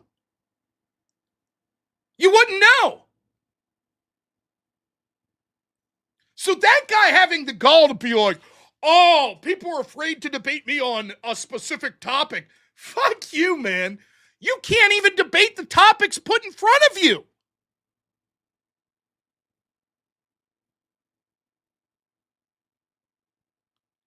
Then part of the interview was, Destiny, I can't tell you how many times people say that you advocate for violence. Oh, it's such bullshit. Why would they? And Destiny's like, I know, they'll clip me in these little parts. What a load of shit. What an absolute load of shit.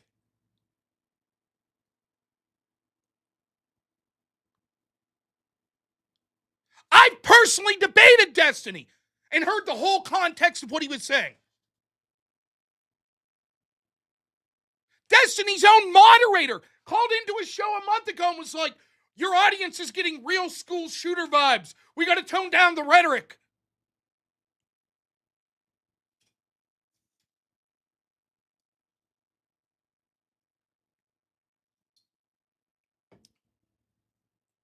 this fucking whitewashing. Why am I so mad? I don't know. Why aren't you? I guess we can't all look like fucking alpha males like you, Carlos. So maybe that's why I'm mad.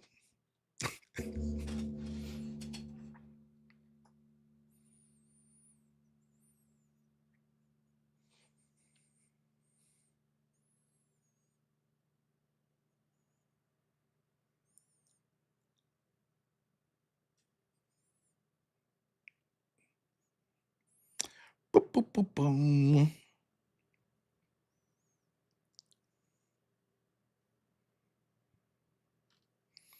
I know I played this the other day.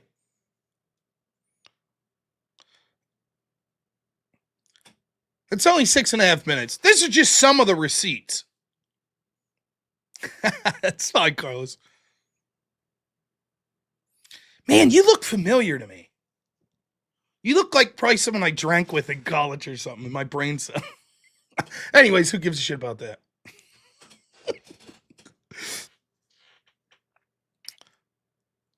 So go watch Brian Shaprio's radio interview with Destiny today and listen to them go, oh my gosh, it's absurd that anyone would say you're actually calling for violence. That's absurd. Here's just a little snippet.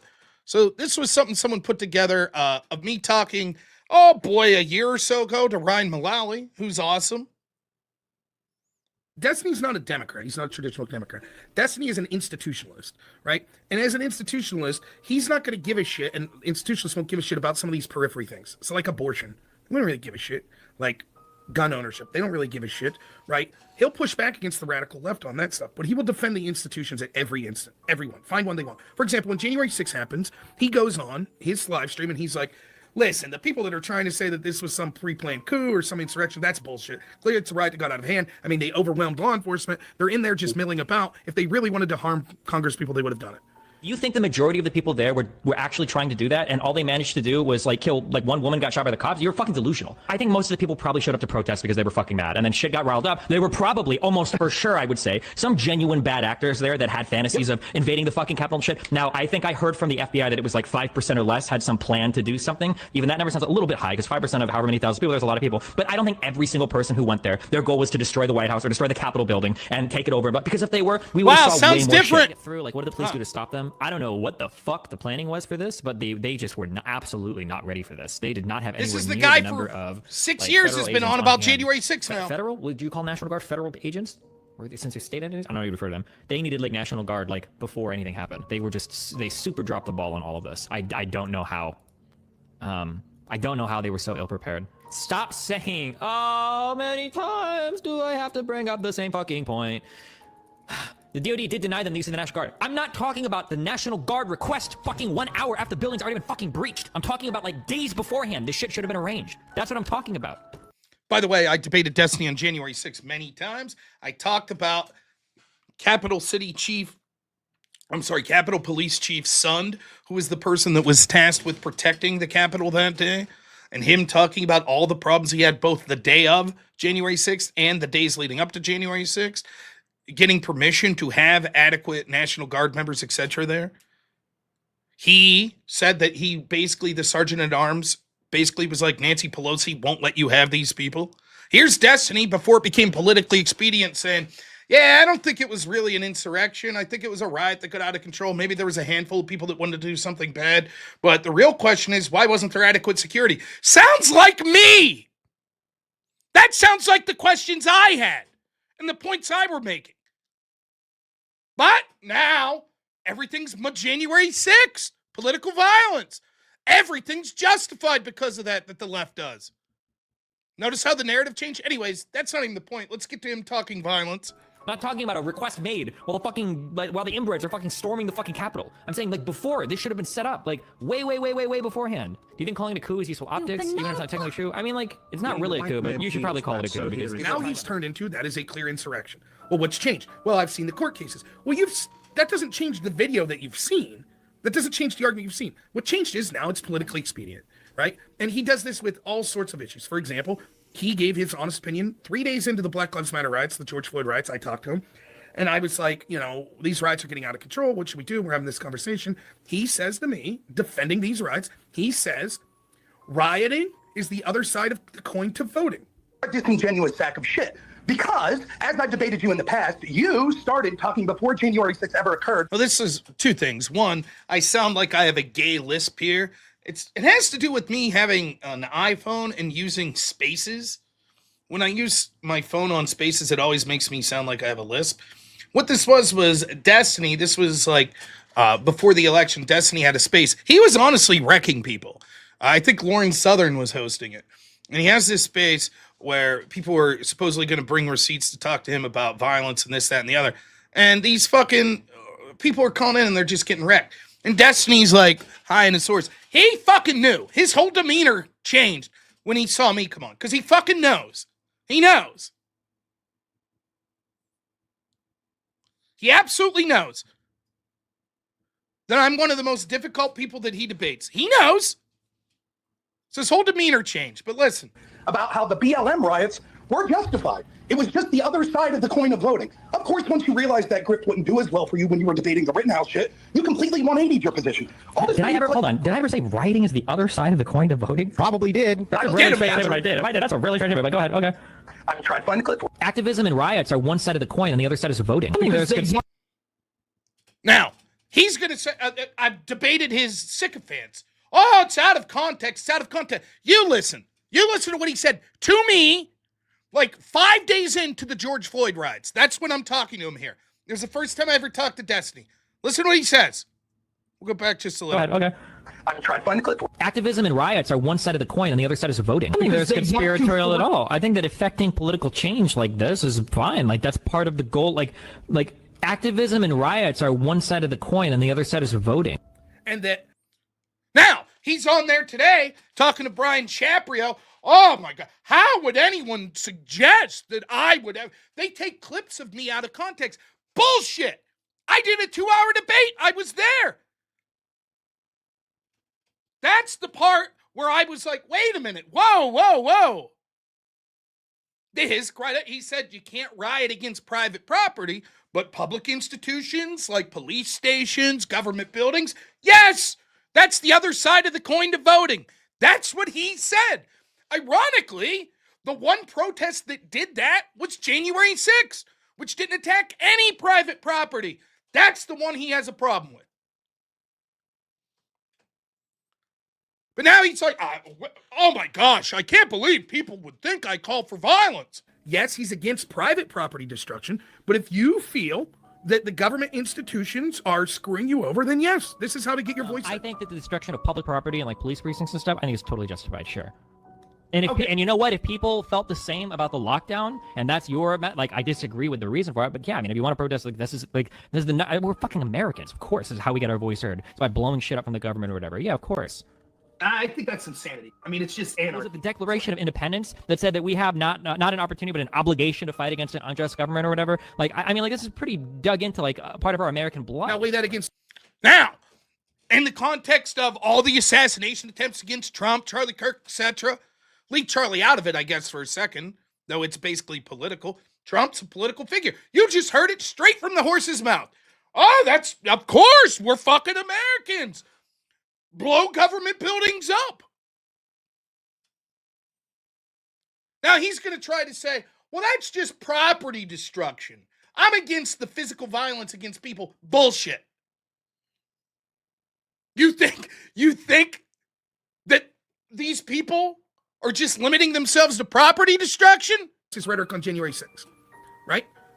Where there were no private properties destroyed, right? And it's Luigi Mangione, he has the correct take. It's like, dude, you can't be fucking assassinating.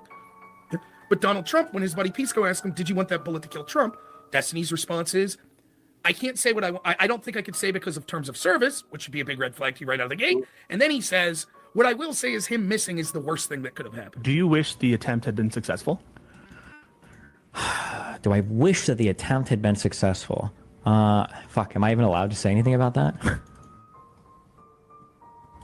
You don't have to answer that. Here's what I'll say. This is what I will say. I don't know, because I'm trying to Fed post or whatever. Here's what I will say.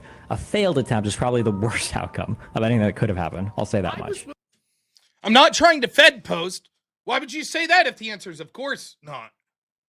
Then he straight up says it. Now listen, He went on Piers Morgan, and when Piers was like, how could you say this? Did you want this? Blah, blah, blah. And Destiny was like, fuck you. I don't owe you any answers. Okay, fair enough. This isn't Piers Morgan. This is, at the time, his buddy and co-host, Pisco. Pisco's trying to do damage control. Because after that Butler assassination attempt, Destiny's spiraling out of control because he knows it's a bad look for his party. So he's saying shit like, Corey Compouture, fuck him. If it was my parents, fuck around, find out. I don't care. Right? Just doubling down over and over and over and over again with the violent rhetoric. So when Pisco's trying to do some mop-up, hey, come on, it's not like you wanted him to be killed. And Destiny's like, oh, I can't say what I really want because it would be Fed posting. Well, I will say the worst thing that could have happened was the bullet missing and not killing. Now, what he'll try to say is, look, I wouldn't have wanted the guy to shoot in the first place, but if you're going to shoot, don't miss, because that's worse. Now, that's some pretty fucking thin ice you're skating on already. I'm not telling people that I want them to kill the president. I'm just saying if you're attempting to, then please be successful.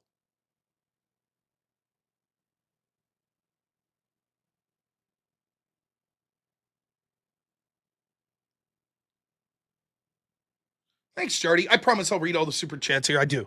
I promise. Now, this wasn't someone, fuck you, I don't owe you answers. This is his co-host. By the way, at the time, I was reaching out to people like, hey, can we tone down the fucking rhetoric? This is insane. Of course, they're having none of it. And then you could have went to Destiny's Reddit channel and they were talking, oh, well, we tried to take him down in the courts and they made him God Emperor with immunity. Well, now we got to do it some other way. I'm going to give the benefit of the doubt to Destiny that's like, you're spiraling. He had some shit going on in his personal life. That's a very bad moment that week for Democrats because I think a lot of people realized, Trump looked like a boss after that. Stands up, it's yelling fight. Oh, that's iconic move, yeah. As far as politics go, that's bad for your side. That the other guy just got shot and looks like a fucking hero. Pretty bad. But he keeps doubling down. Well, Corey Compouture, the guy, the firefighter got died. Fuck him, man. Fuck the dude, the firefighter guy. Fuck Trump. Fuck the people that support him. If you're MAGA and you go to a Trump rally, you know you're supporting Hitler, so fuck around, find out. That's what he says. You were in the crowd, and you're a conservative fan of mine, and you end up, getting blown away or whatever the fuck. I'm making fun of you the next day on Twitter. I've moved full on to like the political violence level or the real violence level when it comes to conservative people. Yeah, I think they need to be like excised from my fucking country. I think they are demonstrably fucking evil people by any moral system that most people would use. And then I just hate them because they tend to destroy the outcomes related to this country, which is what I'm concerned with. Yeah, absolutely. How about your parents? Now, what's the context there? Oh, you had to watch the 3-hour video to get the proper context of Destiny calling for violence against conservatives because he hates them. Oh, so he doesn't hate them? No, he hates them. He's just joking about the violence. So they get their brains blown out at a rally. Would you have the same attitude? They are democracy-hating insurrectionists after all. One, you permaban for asking a stupid question because the obvious answer two is, listen, they're adults. They make their own fucking decisions. If you want to support an insurrectionist president, then whatever comes of that that's your consequences. Again, it's not a fucking joke. So whatever, if they go to a rally and they whatever the fuck, it's less end of life cost for me to deal with. It's on them. That's their decision. You think I'm gonna fucking lose sleep over that? No. The thing is, there are certain implicit agreements I need to have before I'm willing. You get the idea. Video after video, and like. Stand by your words. Just stand by your fucking words. Or say, hey, it used to not be good. In the past, it wasn't good. Now I've changed. Say that. But don't act like, people just take shit out of context. I've never advocated for violence. That's outrageous.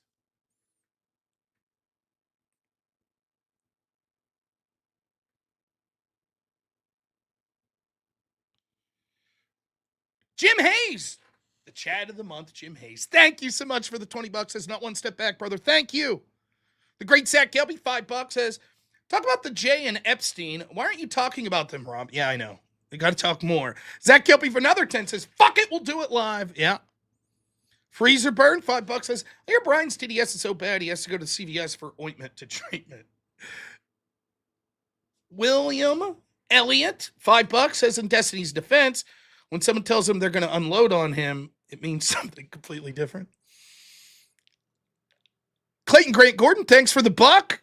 And Jardy, $5 says, Rob, been watching for a while. It's my first super chat. You're awesome. Not one step back. Thank you so much. It really means a lot. Thank you. I'm humbled that anybody sends money to me. So for it to be someone's first super chat, it means a lot. Thank you. Feel free to send more of that moldy money in if you like.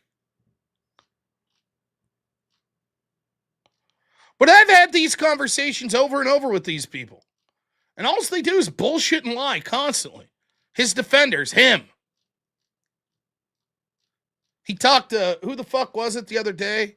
He talked to, oh, geez. Here, someone sent it to me.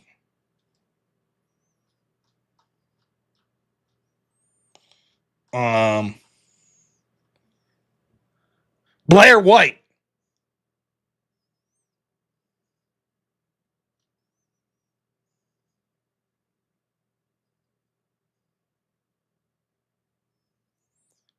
He ain't gonna talk to me about it.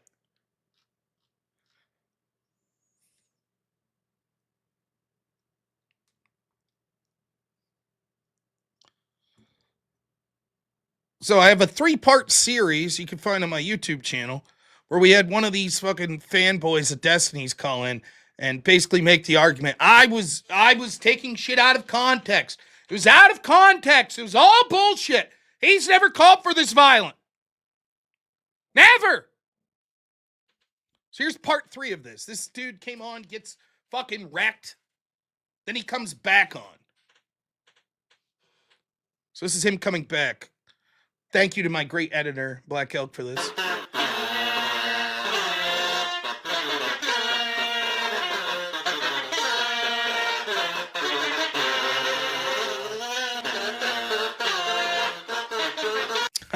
Rachel, $20, thank you, says, how much do we have to pay Brian Shaprio to accept an in-real-life debate with you on Trump? I wouldn't pay him a damn dime. If Modern Day Debate or something wants to pay him, that's fine. But he would demand like thousands of dollars, I'm sure. Rob's a nobody because he gets his ass kicked, and he knows it. They get something out of debating Andrew, which he has a huge audience. So even if they lose, at least they're, any publicity is good publicity. With me, I have a smaller audience. So they'll get their ass kicked for Andrew and they somehow evaluate that it's worth it because of the big numbers that'll see. With me, it's different. The ass kicking's not worth it to them. So you got to pay them some amount of money.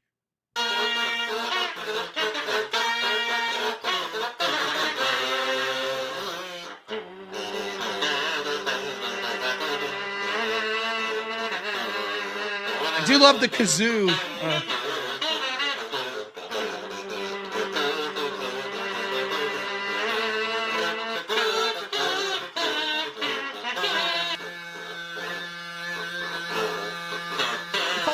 Taking notes, number of criticisms was good, but Rob wasn't listening or paying attention, so he only heard 2 complaints. Not true. By the way, this whole screen here, do you see what's on the screen right now? This is one hater that went painstakingly through a YouTube video I did, a debate, and he wrote like a fucking book on the YouTube chat. Then the asshole wants to call in because he's like, you're a liar, you're misrepresenting, blah, blah, blah. Then he got pissed off when I showed he was wrong and was like, why are you spending so much time on this one thing? Basically, I'll sum it up for you. I remember this is what happened. I was debating this guy. It came from an X debate where I was talking about Destiny advocating for violence and shit like this. This guy on X is like, I'll debate you on it. He comes on, and right out of the gate, the first thing he says is, I misrepresent Destiny. I say, how? He gave a quote. I was like, that's not true. I was correct. Went back through. The guy called me a liar. And he's like, well, I just want to move on. I was like, admit you're wrong, that I didn't lie, that was accurate. That's not what the debate's supposed to be about, blah, blah, blah. So then what happened is this hater guy, one of his central arguments is, I kept focusing on that and didn't want to go into the rest of the debate. I had all night, baby. I would have stayed for 5-6 hours. But if you're going to call me a liar and you're factually wrong, you're going to own up to it. And if not, then we're going to stay on the point until everyone that's watching beyond a shadow of a doubt understands that I was right. That's what was going on here. So what you'll see is I think I was previously talking to this guy and he quit. He left the call. Okay, so I went back Rob wants to complain the caller didn't do 6 Destiny complaints. I kid you not. He wants to be patted on the head for faking 6 criticism, demanding 12 from his opponents. Not what I did. 3501. I quote, I could have predicted what your argument was going to be. We're at this point 20 minutes into a conversation. Rob made the first claim, and we're still waiting for him to provide the video of the quote he's claiming happened. We've now waited 17 minutes and gone through 3 different subjects, but yeah, now Rob is pretending he could have predicted the argument. Keep in mind, Rob said that he would discuss his tweet, but that hasn't happened yet. So I'm not even sure what Rob thinks he could have predicted. Also worth noting, well, the reason that I'm saying I could have predicted what he said was because he did exactly what I said, which was why it was important to go through this, right? Because what ends up happening is when I am later able to provide the exact quote, he says, no, you're misrepresenting it, which is why. And this is why in debate, this happens a lot, right? So what will happen is people will keep moving the goalpost. So you before you show the evidence, you wouldn't be like, okay, your argument is this, right? Yep, that's right. You're not going to change it. This is your argument. Yep. Okay. Because I know what's going to happen. When I prove that you're wrong, you're going to say, well, that wasn't really my argument. So we got bogged down and this guy kept changing. Well, no, blah, blah, blah. Why do I have to tell you? Just show the clip. Because if I just show the clip, he'll say, oh, well, actually, this is my argument. So you tell me what your argument is, what your point is first. He wouldn't do it. That's what's going on here. Anyways, you'll see it gets more interesting. When he says, I've routinely heard you misrepresent people's comments, it's important to deal with that before I provide the exact quote, because when I provide the exact quote, he'll say, well, I already told you routinely misrepresent people's comments. That's why we're dealing with it in that order. Now, here is...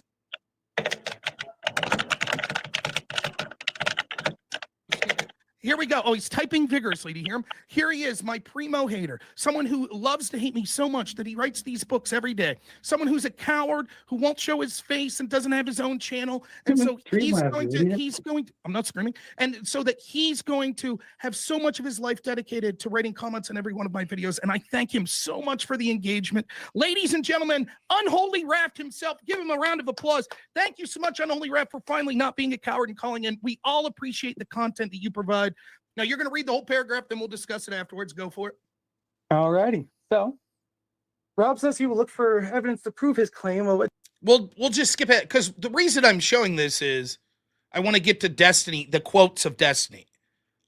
And so this dude, this gives you the precursor of what happens. You can watch. I'll link it. I'm not hiding anything. He does a terrible job. Then he leaves. He comes back. So here's that.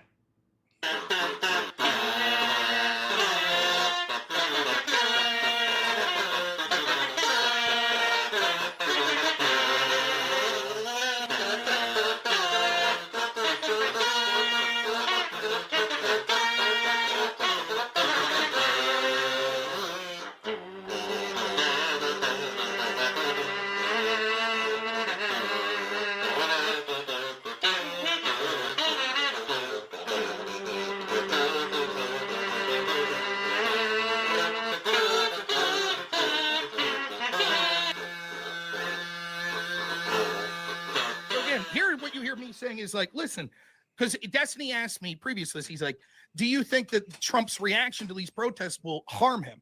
And that was my claim all throughout that summer. The Democrats wanted Trump to deploy the National Guard so they could say, look, he's a fascist. Look, he's an authoritarian. So they wanted the riots to keep occurring to force Trump to finally do something so they could scream authoritarian. That's what they wanted. So Destiny says, well, do you think this will harm Trump's chances? And I said, my opinion has nothing to do with the politics on whether or not this is good or bad. I'm talking about the morality of these riots and how they should be dealt with. And Destiny says, well, no, it should, because they'll look at it as a victory, the rioters, if it harms Trump's chances to win. I mean, that's outrageous, though. If you're rioting for that kind of political reason, that's even worse. I mean, when top down, when the only responses Trump has given is that when the looting starts, the shooting starts, or like quoting literally like racist. That's what happens. He's literally quoting like a racist cop from '68, I think. Like that's not a good look. Like that's not a good way to manage your citizens protesting. Like when you're literally. Oh, Unholy Raft, you rage quit. Now you want to come back when you were called out for being a little crybaby? Oh, little crybaby. Here's the link again. Little crybaby. Oh, buddy. I'll run out again. Oh. So let's listen to the words again here again. All right? I'm more. Well, no, I mean, that's really important. If stuff like this and Trump's response ends up making him less likely to get elected, I assume most of the people protesting or rioting even would assume that that's like a victory on their part. I mean, that's outrageous, though. If you're rioting for that kind of political reason, that's even worse. I mean, when top down, when the only responses Trump has given is that when the looting starts, the shooting starts, or like quoting literally like racist. That's what happens. Literally quoting like a racist cop from '68, I think. Like that's not a good look. Like that's not a good way to manage your citizens protesting. Like when you're literally tear gassing people out so you can do a shitty photo op in some cemetery or church or whatever, that St. John's place or whatever. Like these are really bad looks for how Trump is handling things. And what you're saying. Let's get the guy back. Like the Blasio or like keep have other sexual. Fine. So we're talking about the riots. He says, I think that affecting political change like this, like these riots, is fine. Care to respond to that part of what he's saying on Holy Raft? First of all, you're gonna apologize? Now, he kept saying, you won't bring the receipt. You won't bring the receipt where he says rioting's the other side of the coin of voting, that it's fine. You won't bring the receipts. That's what he said. So here I'm like, care to respond? There it is in black and white. Apologize for what? Sitting there and like going on your big fucking rant while I just accidentally clicked off my phone? Looked like you left to me. Well, I did sit there multiple times. Your chat's blowing it up. But if you're not going to apologize, I understand eating emails is part of the job. I'm not going to apologize. What was your question? What was your question? Said, what was your question? Come on, get to the question. You were talking about riots. He just said affecting political change like that is fine. Okay. What's your question? The question is, you're claiming that he's not saying it's fine, that he's saying it's regrettable and condemnable, but it's the reality of what will happen. Then why does he say it's fine there? Is it it's fine? Like a saying it's good? We should riot? Now, I wanted to play this. This is Brian Shaprio level of discourse. This is why I wanted to play this, right? By the way, this was not the plan tonight. We were going to cover a Tucker Carlson video. YouTube fucking nuked it, wouldn't let me do it. So here we are. But seeing as how Shapiro, oh my goodness, everyone misrepresent Destiny. Yes, everyone misrepresents me. These are the defenders. When you bring the direct receipts, watch the fucking hoops that this Destiny defender jumps through. Destiny says these sorts of riots are fine. They're fine. Now watch him explain to you this. That's not saying they're okay. That's saying that they happen, but it's regrettable. He's pointing out a reality. He's not saying whether you ought to do it. He's just saying it happens. That's what fine means. Watch this. Replay what he says. Ready? No, Listen I'm again. asking you a question. No, I asked you a question. I asked you a question, man. Is it from your perspective, is that okay? Fine is synonymous with it's acceptable. It's good. It's okay. So fine is synonymous with acceptable. That's okay. That's all I needed. I didn't need to hear the cool thing again. Jesus Christ, bro. That's different than what your claim was. He's not saying it's good. He's not saying it's acceptable. He's just saying it's reality. Will you admit you're wrong? No. Because it sounds like what I just said from my perspective is exactly what I'm laying out. Right? Okay, what's your perspective again? Tell us. Oh my God, for the third time. Oh, Jesus Christ, Rob. You tell me what my perspective is, because Jesus, that's the third time I'm not going to sit there and play this game. If you don't know it after 3 times, then you're being bad faith. I've repeated over and over what I think your perspective is. He's saying that it's the political reality, that it's not good, that it's not acceptable, but it's unfortunate that if voices aren't heard, that riots like these will occur. So it's not good and it's not acceptable. Correct. Is that what you're saying? Sounds like what I'm saying, yeah. But so I don't exactly know. Okay, so then just to be clear, your stance is he's saying it's not good or acceptable. It's not good or acceptable, but it's a reality of what's happening here, and if it happens because of that, then that's a reality of what happened there. Yes. Let's play the clip again. It sounds like it's fine that it happened. I would say the same thing.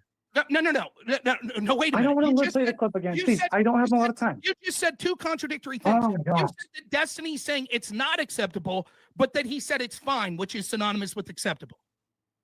I just said that does Destiny saying it's fine, is he like condoning or writing off on, like, is he giving his name to say, go ahead and protest? Is he saying that? By saying fine, he's saying it's acceptable. It's a good thing. That's what he's saying. Okay. So that's not what I'm hearing. That's not even seems to be what he's saying at all.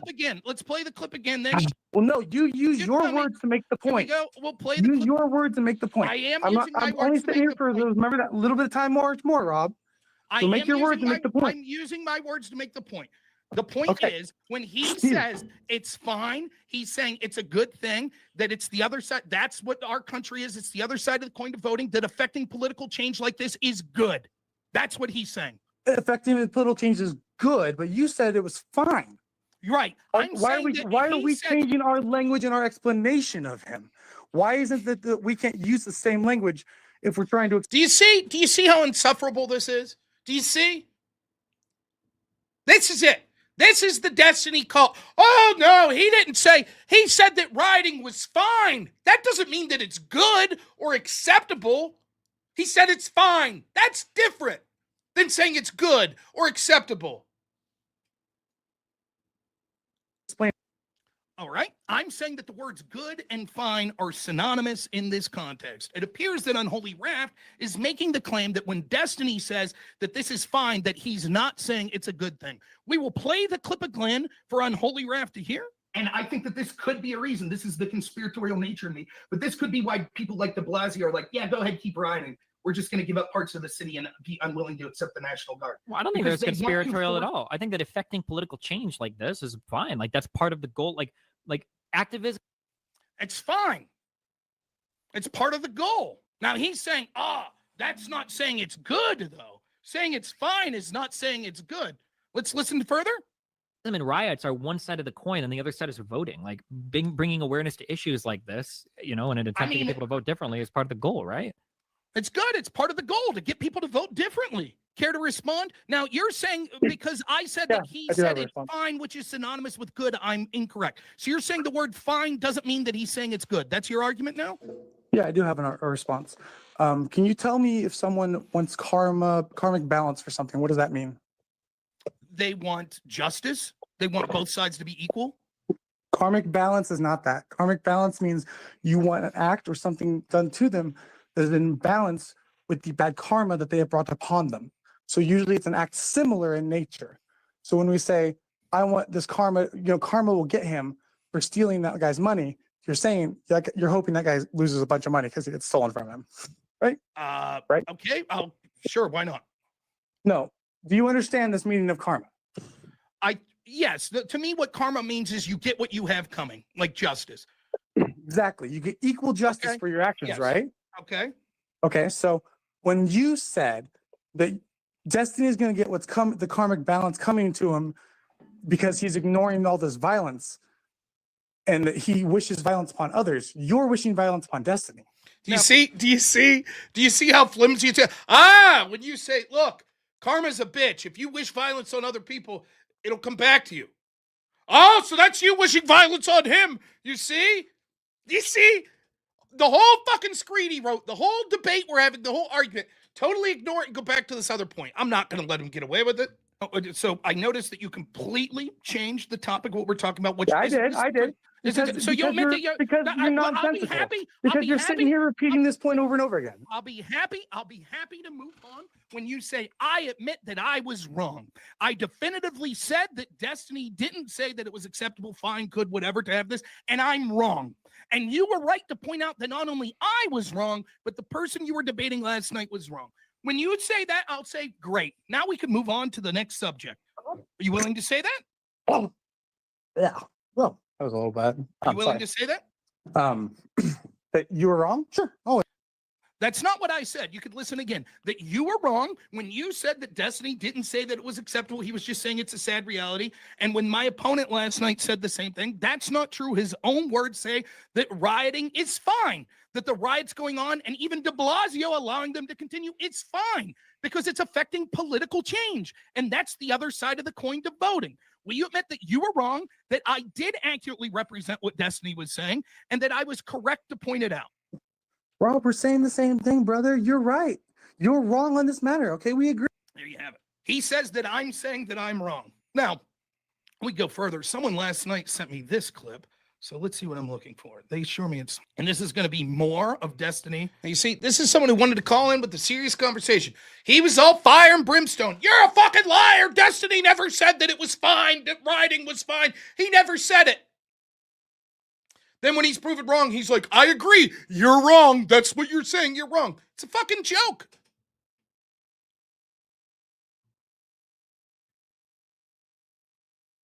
Absolute joke saying that violence is okay. But here's the point I wanted. So thank you to Andy who sent me this. Concerned with like what we get mad about on Twitter, I guess. Like that's more important. Let's talk about what I want to talk about. Let's talk about what I want to talk about because I'm here. And I mean it's your stream, so you can go ahead and delete or hang up the call because, yeah.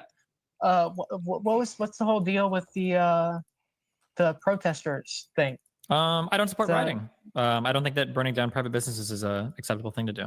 So I guess so. You think it's okay to mow down protesters? No, I never said that. Nope. Sounds If you've good for gone and you've looked Destiny. through my history, I have supported BLM and BLM protests like ubiquitously throughout my career. I've done it in front of conservative panels of people, so not just in my little safe space college groups where we talk about how funny we are on Twitter. I've done it in the real world in front of audiences of screaming conservatives. I've done it online Sounds against plenty good. of popular figures, people from Turning Point USA, well-known Nazis like Enoch and Stryker and Ethan Rao from the oh god, I don't remember, the Kill Report. I've argued with people like Nick Fuentes. Yeah, I've defended BLM and the right to protest and even riot against public institutions for years. It's like one of the most consistent points that I have. Matter? No, you don't. It's because we know in America, there's no question that white lives matter. The problem with the way that we treat black lives in America is it seems like there is a lack of accountability whenever there would be extrajudicial killings of black men by white cops. That's where BLM came from. It was the holding accountable these police precincts that have a vested interest in protecting their cops when it seems like they can always get away, or a lot of the time get away with murdering black men. Everybody agrees that a black man killing a black man or woman is wrong. Nobody's debating that. Everybody agrees that when a white person is killed, it's wrong. Nobody's debating that. The reason why BLM started was because it seemed like there was an accountability problem with police officers and being held accountable when they killed black people. That was the problem. You said it correctly. You said it correctly earlier.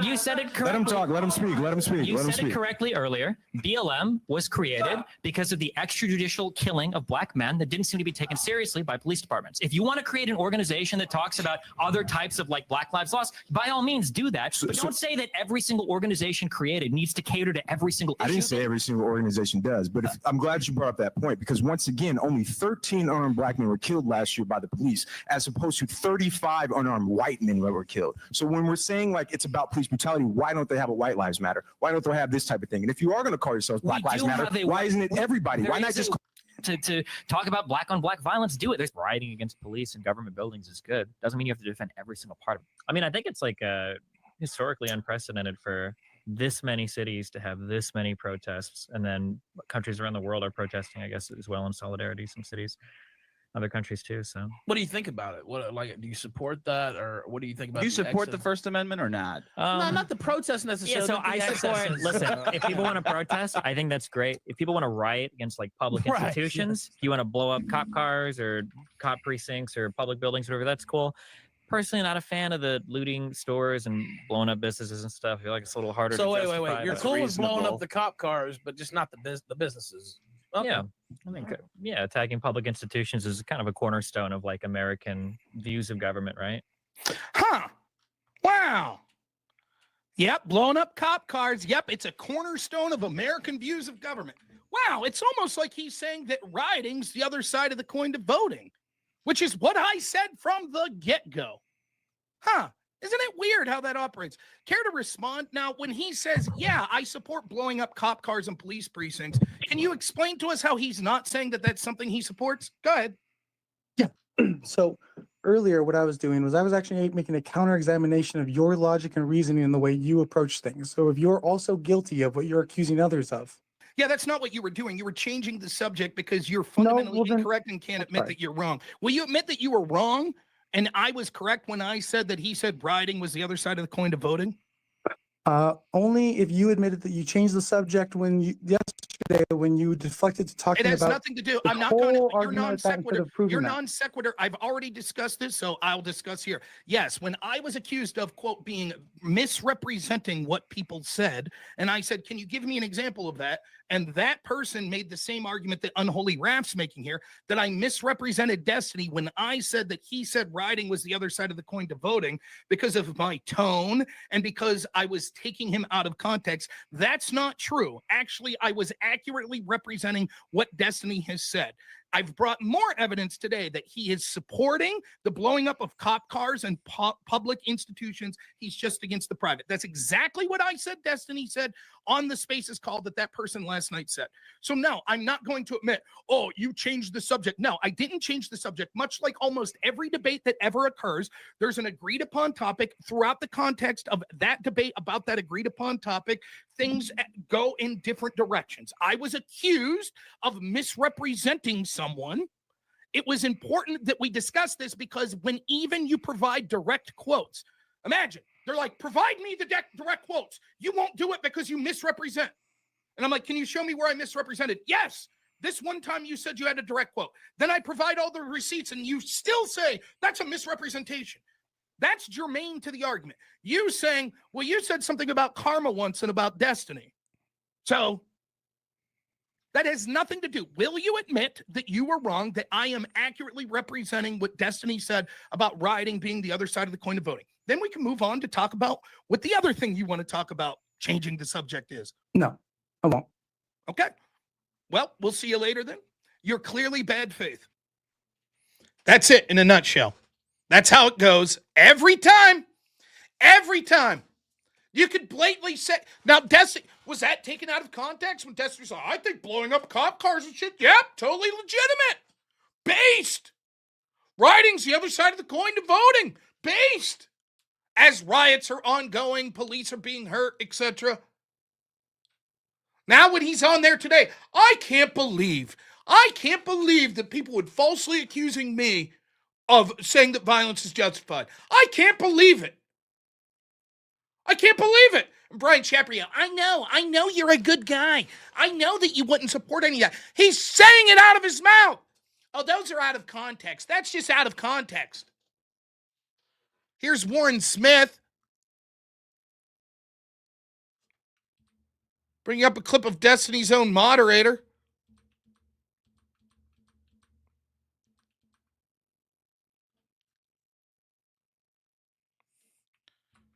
Oh, this is wrong one. This is Destiny's moderator, who I had previously talked to about Destiny's violent rhetoric. Here's his Reddit moderator. To talk to Destiny because he is concerned, because he is seeing too many culture level. This guy doesn't have a massive reputation, okay? But we see these same ideas reflected at a higher level. Literally just yesterday, I stumbled on a stream where Destiny's head moderator is trying to talk to Destiny because he is concerned, because he is seeing too many calls for violence in their Discord server, and he's beginning to worry that people aren't actually joking. Yesterday, I think Destiny referred to it as like kind of school shooter vibes going on as far as how people are talking in a way that makes people think that like not just radical and like I'm so tired of people saying like, well, Trump did radicalize me. You should be radical under Trump. I'm talking about radical as in like gonna cause violence in a way that isn't what everybody thinks it is kind of way. And I know like your argument is like, well, people like Trump and things like that, like they can say this stuff openly. And like, I completely understand that argument. My argument is that people aren't taking this serious. And if they are taking it serious and they are meaning the words that they're saying and they're not joking, that is the problem. Okay. Everyone's joking though. But everybody's not joking though. My concern is that we are vastly approaching like point of no return in our own rhetoric within the community. And I think that it is being furthered by us not addressing it. I'm forced to ask myself, how is this? Hey, who rated? Thank you to whoever rated. You're the best. If you rate into this channel, clearly you're amazing. Thank you so much. So fuck all this. Oh, you know, how dare people accuse you of being... Your own fucking moderators talking about how your community's insane. I have more receipts. But everyone trusts, it was a joke. It was out of context. Every single one. Hey, we'll go through them real quick. Destiny on X. It's your duty as an American citizen to make sure none of these Republican lawmakers ever feel comfortable going out in public again. Because Mike Johnson was complaining about the government shutdown.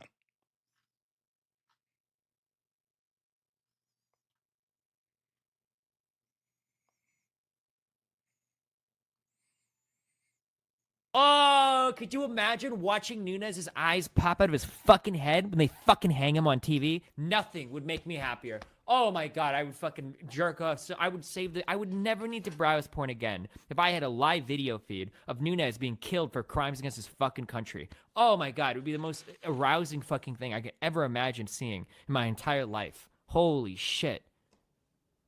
I'm squeezing my hog to this. That worthless, subhuman fucking piece of shit deserves to die for fucking treason. Holy fuck.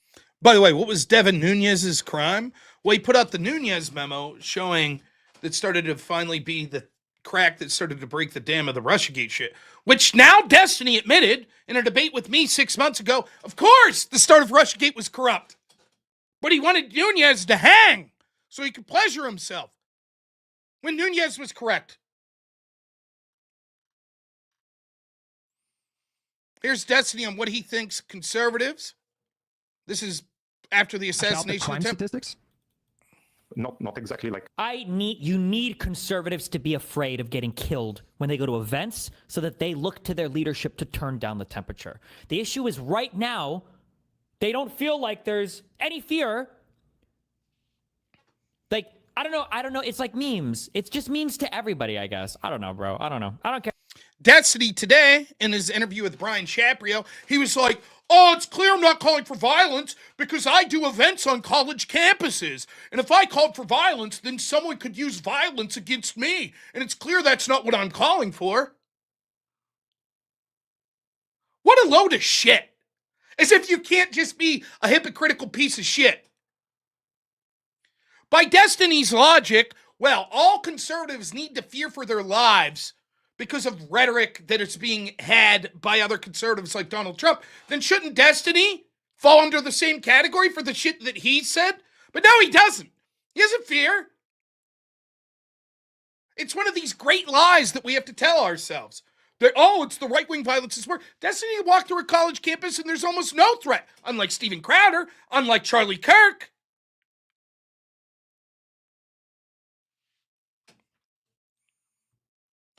All conservatives should fear for their lives.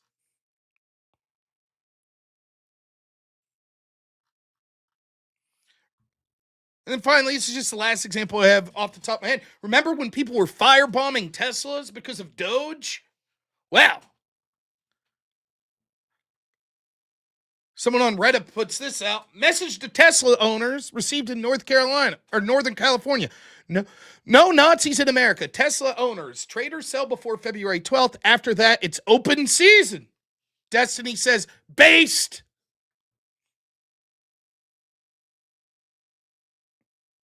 Based. But it trusts. It's all out of context. Would Destiny say, here, it's all memes. It's all memes. I guess it's all memes. That's what he says. These motherfucking people, Brian Shaprio, Destiny, all these people, it's always projection with them. Hash out the crime statistics? Listen. Not exactly like. You need conservatives to be afraid of getting killed when they go to events so that they look to their leadership to turn down the temperature. The issue is right now, they don't feel like there's any fear. Like, I don't know. It's like memes. It's just memes to everybody, I guess. I don't know, bro. I don't know. It's just memes. Does Destiny look like a guy that's going to turn down the temperature because he's fearful? No, of course not. He's different. When the lefties do it, it's different. When Brett Kavanaugh Chuck Schumer said about him that he would reap the whirlwind, and there was an assassination attempt, no big deal. This whole stochastic terrorism bullshit narrative, for years we were told, oh, it's right-wing commentaries. Oh, it's right-wing politicians. Their rhetoric leads to violence. Meanwhile, they call Trump and anyone who follows him a Nazi day after day.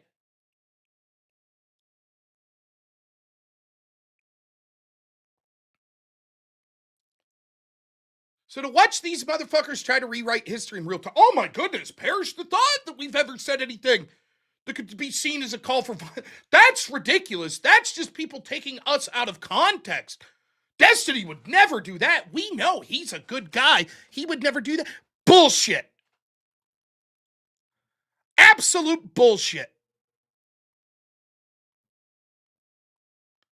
Now let's be clear. Anybody, you could be the most benign politician or commentator in the world. Hypothetically, someone watching you could go do something fucked up. Does that make you responsible? Of course not. But we all, as people that have a voice in the public, whether you be a streamer, a politician, etc., ought to understand that your words can potentially impact people to do heinous shit. And when you're Destiny and you're constantly on about this shit, all conservatives should fear for their life. Oh, I couldn't wait to see Nunez be killed. Oh, the worst thing that could happen was that bullet missed Trump. Oh, fucking rioting's the other side of the coin to voting. How many of these motherfucking people have I personally talked to or debated? We had that trans person the other week, about a month and a half ago, that called in. Oh, the government says, the founding fathers said that we have to use violence and lethal violence against tyrannical governments, and the Trump government's tyrannical, so. And then what happens? Alex Preddy type situation, Renee Good type situation. The left constantly engaging in violence against the federal government and law enforcement over and over and over, intentionally setting up violent escalations till eventually they get a martyr. None of the fucking lefties that are oh my God, what happened to Renee Good and Alex Preddy? They don't give a fuck about them. They're happy they were killed. Because now they can stand on their corpses as martyrs. Oh, look what happened. It's so terrible. It's so bad.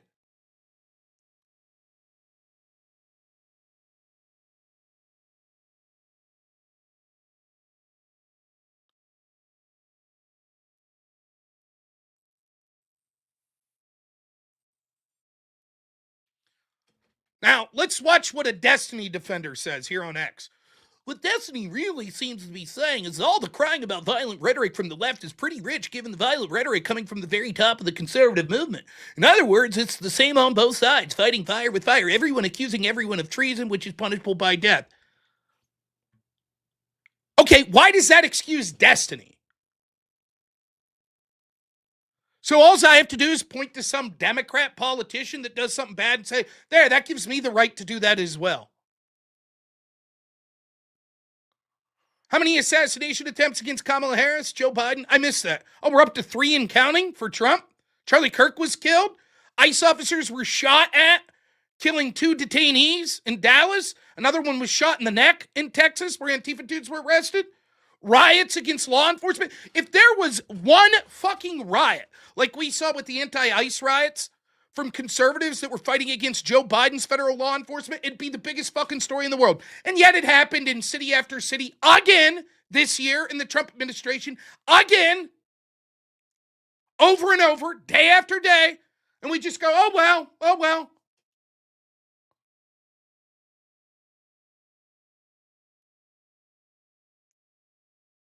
See? Now, this is the reasonable Destiny defender, see? Reasonable. And then all you got to do is push back a little and the veil comes off. See? Makes for good content that Charlie Kirk was killed. There you have it. Even the ones that try to sound reasonable. Oh, it's not actually like calls for violence. What it is all you have to do is push back in the slightest way. And they're like, yeah, it's what we're really saying. We're calling for violence, of course.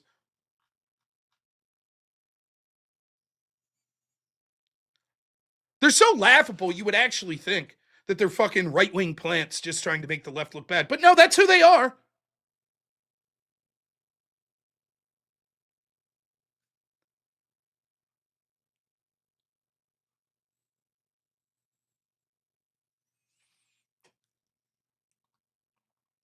So I apologize. We were going to talk more about Zelensky today. Unfortunately,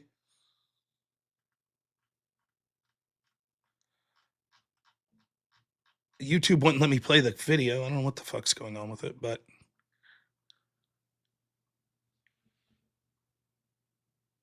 that's right. You don't need the right-wing plants. It's who they are.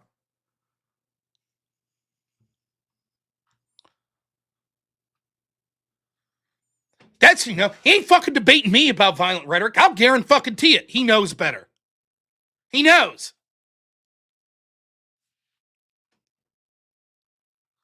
And here's the thing. It's not that I wanted to be friends with Destiny or any shit like that. But I enjoyed debating him because so many of the people you debate are so fucking low level and stupid, it's not even worth the effort. Destiny, at least, even if you think it's because he's using, bullshit tactics and stuff, he's at least someone that's fun to debate, I thought, and challenging. I didn't want this dude. I'm naive. I got into this space and it was like college debate to me. You debate, you're trying to win, you're being honest, and then you go home and it's all right. You're not wishing evil upon your opponents.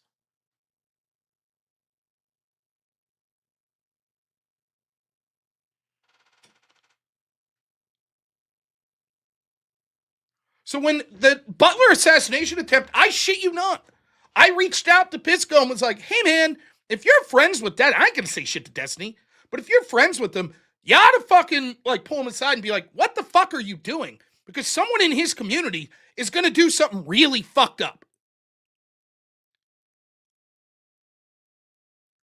I spent that whole fucking 2-week period after the Butler assassination attempt trying to talk to any streamer I could. Can we all agree that we need to fucking say it's not acceptable to engage in these acts of political violence? And it was like pulling teeth to get these people from the left. And then I started to realize how naive I was.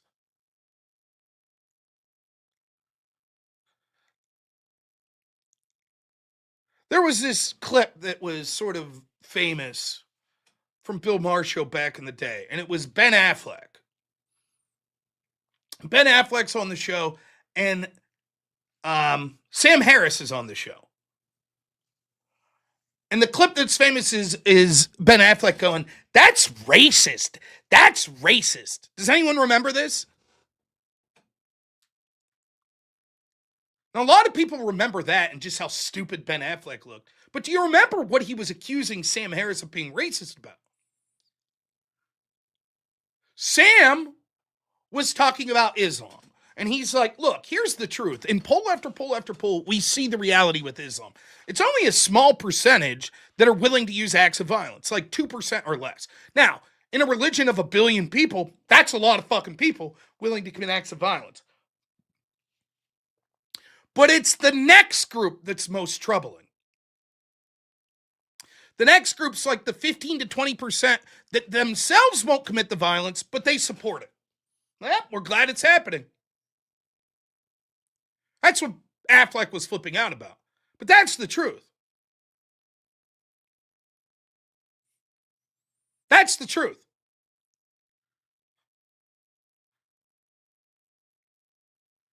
So I'm not saying Destiny, fucking coward that he is going to go out and commit an act of violence. Just like Wick, that's going on his channel telling people, you might have to go to jail, but you should obstruct ICE. It may mean that you go to jail, but it's worth it. That motherfucker ain't going to go do it. He ain't going to jail. He'll just tell his audience. Same with Destiny. He ain't going to go out and commit an act of violence. But he'll use it to his advantage. How do I know? Listen to that quote. All conservatives should fear for their lives to go in public. Well, hey, Charlie Kirk got killed. I'm not saying that it's a good thing, but maybe you should learn your lesson, conservative. Maybe you should be fearful.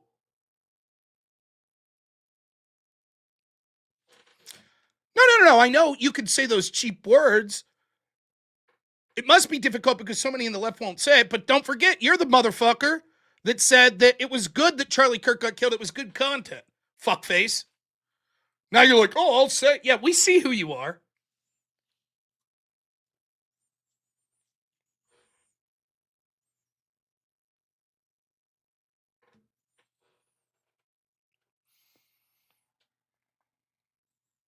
So that's what goes on with so many in the Democratic Party. Do you need to see the thousands upon thousands of people that celebrated Charlie Kirk's death?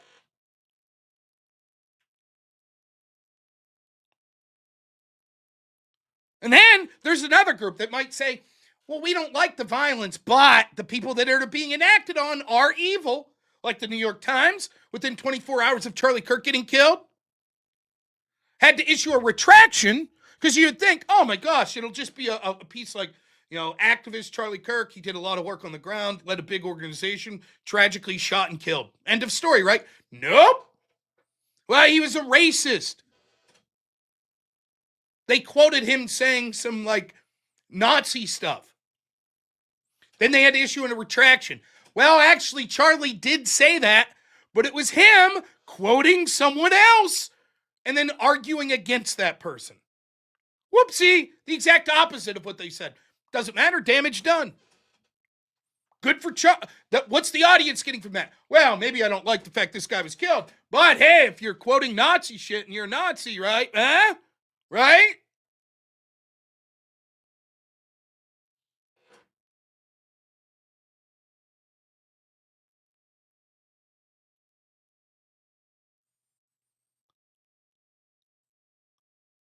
Is there any doubt at all that more than 50% of Democrat voters would celebrate like crazy if Donald Trump was shot and killed tonight? Any doubt?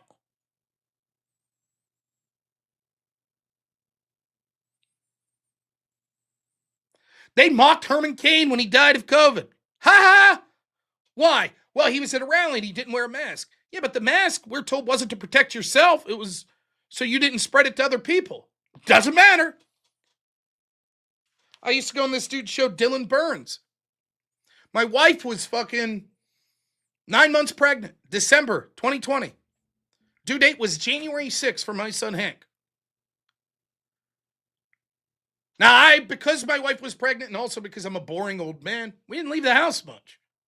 And the nature of my job, being in the healthcare field, guess what, motherfucker? I did have to wear a mask. I did have to follow all these absurd rules. It was part of the condition of my employment. I could have quit, but I needed the job. So I basically did everything right. I argued and said that the lockdowns were shit and all of that stuff. But personally, I was basically locked down.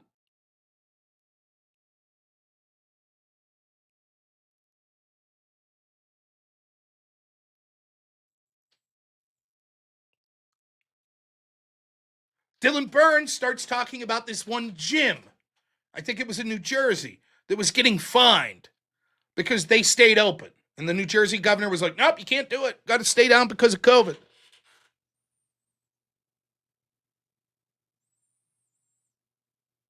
And I commented, it was like, I think that's shitty that you're celebrating this group getting fined. And Dylan's producer on Twitter at the time said, when I announced that that my wife and I both got COVID and she was 9 months pregnant, said we deserved it. Not just me, but my pregnant wife. We deserved to get COVID. Why? What did I do that was so heinous? By the way, you might say, COVID wasn't that big of a deal. For my wife, it was nothing. For me, it was like a mild flu, if I'm honest. Medium flu. But to that guy saying it, he thought COVID was very lethal. It was like, good. I'm glad Rob and his wife. This was a dude that I worked with many times. Good, he says. Now, irony of ironies was that it wasn't me that was going out there in public violating lockdown orders. That was Dylan Burns. That's who did it. That's the real fucking irony.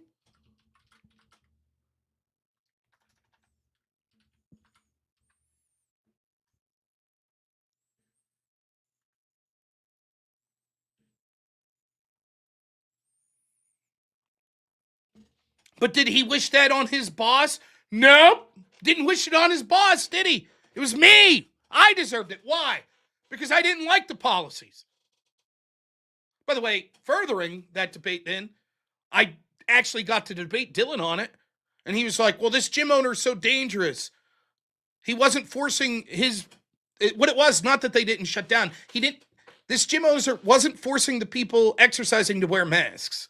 That was the argument, why this guy deserved to go bankrupt. And unfortunately for Dylan, according to the World Health Organization's official guidance, that you can still look out by, I believe, you should not wear a mask even during COVID while exercising because it obstructs breathing. So Dylan said what made this gym owner so bad was not following the science, and yet he was listening to the very scientific organization Dylan said he should. But without doing any of the research himself and even fucking knowing, not even research, just you're saying this dude deserves to be punished because he's not following the guidance, and you haven't even read what the guidance is.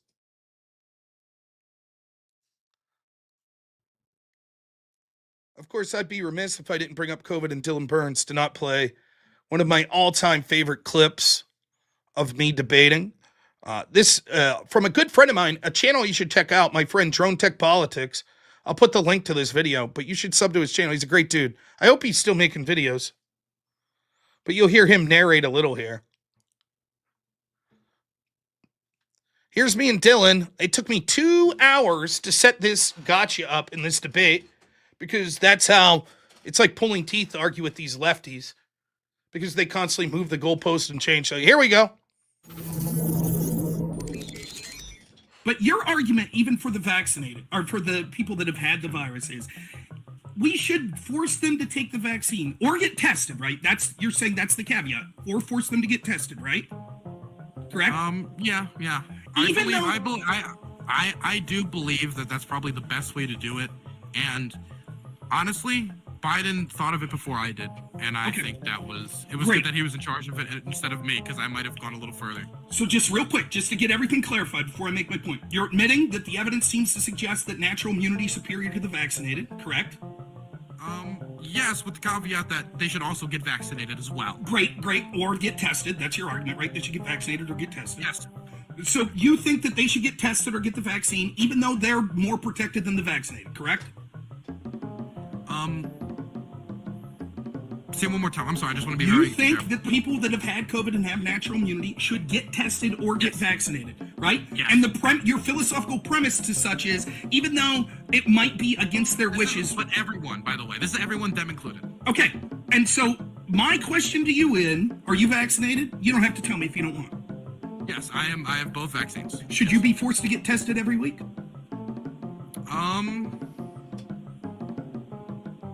No, because I'm vaccinated. You're more likely to spread and catch the disease than people with natural immunity, and you think they should get tested every week. I'm more likely to catch and spread the disease, but I think they should also get vaccinated. You know what, Rob? I'd be perfectly fine with people who have natural immunity going that route. If there was an exception, and you can prove that to me right now. So wait a minute, what made you change your philosophical position? It almost seems like... Wait. Wait, 1 second. This is my favorite part. He's reading his chat to try to bail him out, and his chat's telling him he's wrong. Wait a moment here. Somebody told me that's not true.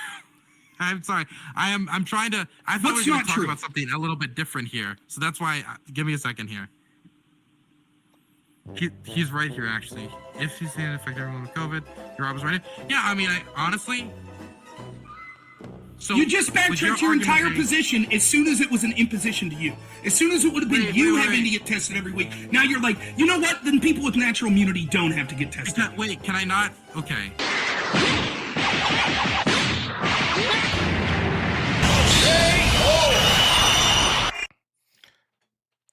That's who these people are. By the way, it was his producer wishing my 9-month pregnant wife to get COVID. It was a good thing she got COVID. That's the fucking quality of the argumentation there. So if those of you that missed it, the research showed natural immunity was superior to vaccinated immunity. And yet Biden's mandate that he was trying to do through OSHA said that even people with natural immunity had to either get the vaccine or get tested every week at work, even though it was a huge burden on them. Dylan says that's okay. So we go through the science, and I'm like, actually, natural immunity superior. He says, yeah, but we should do everything possible to stop the spread. So we should encourage those with natural immunity to also get the vaccine. And if not, we should test them. After all, we should do everything possible to make sure we're not spreading. I said, okay, are you vaccinated? Yes. Okay, do you have to get tested every week at your job? No. Why not? Because I'm vaccinated. But you've already conceded. Those with natural immunity have more immunity than you, and you still think they should get tested every week just to be safe. Now, if he really believed that rhetoric, that he was bullshitting me for 2 hours, he would have said, you know what, Rob? You're right. I should get tested every week. You're right. I could have done more. That's my mistake. I'm going to make a commitment to go out and get a COVID test every week. If you were still defending your position that, we should do as much as humanly possible, that would be your answer. Instead, as soon as it got to the point where it's like, okay, now it's going to be an imposition to you. An imposition he was more than willing to throw on millions of other people. Yes, you should have.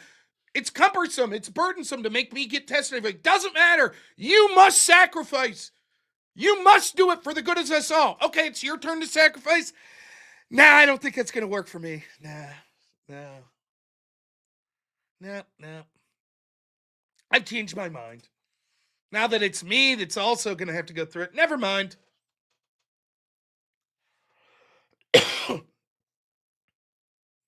It's the same logic you see with Destiny. Republicans should, because of rhetoric that comes from some Republicans, all Republicans, or I guess he used the word conservatives, should fear for their lives to go in public. That's the only way we're going to change the rhetoric. Meanwhile, Destiny's out there today saying, I clearly have advocated violence because I go out in public without fear. No, dude, that doesn't mean that you haven't advocated violence. It means you're a fucking hypocrite. And that you know the right's not as violent as the left. That's what it means.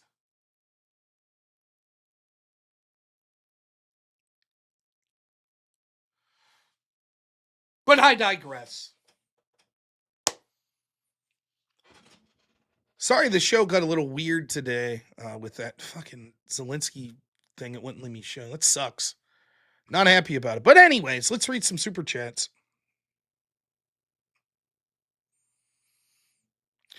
Psycher Carrig, $5 says, what happened to the Destiny mod who tried to say maybe we're pushing too hard? Is he still defending him, you think, or is he left? I would say he's still defending him. I debated that mod for like an hour one time before that Warren Smith clip. And he was defending Destiny's rhetoric. They're just saying tone it down to save their ass because they're afraid the heat will come on them. Eventually, another right-winger is going to get assassinated. And at some point, maybe if enough of it happens, the fucking worthless fucking Republican will start to say, you know what? We're actually going to push on this. Unlike keeling over like they did with the Charlie Kirk assassination. So they have to protect. Well, it's not that they're interested in turning down the rhetoric. It's that they don't want the blowback on them. John Rock, $2 says, hit like, y'all. 620 people watching, only 167 likes. Well, thank you. 540 watching now. But yes, please hit the like. Freezer Burn, $5 says, when are you going to do your next Euphoria episode breakdown video? I don't watch trash TV. I stick to watching Judge Judy. I could break down Judge Judy episodes if you want. Intel Wild, $5 says, Destiny looks like he's going to take 2 hot dogs up his backside. No comment. Money Waters, thank you for the membership. Intel Wild, $50. Amazing. Says, rest in peace, Charlie Kirk. F the haters. Thank you, man. And then 100. Thank you, man. Unbelievable generosity. Says, for Charlie, we never going to give up. Thank you, man. And then another 50. Says, let's go, Rob. Tree 57. We did it. Let's go.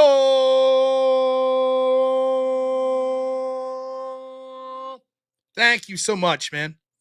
And then Brennan Bell, $10, says, my grandpa, almost 90, got arrested during COVID for handing out anti-mask pamphlets outside of Home Depot.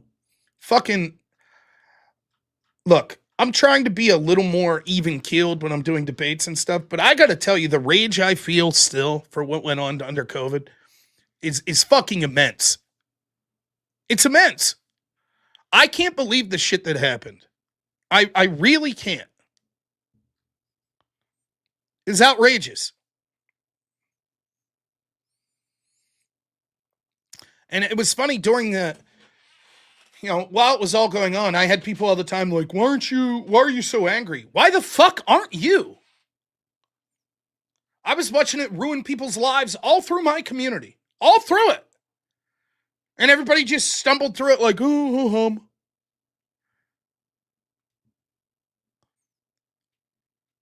People lost their parents. Scared, alone in nursing homes. They couldn't go visit them. Couldn't go to church some places.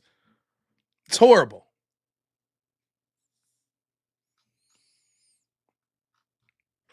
Now, I have to say, last night, my Rumble audience, right now we have 531 watching on YouTube and 68 watching on Rumble. Last night, the Rumble audience out-donated the YouTube audience. Truly an impressive feat. So, YouTube audience well in the lead tonight, but I'm just throwing it out there.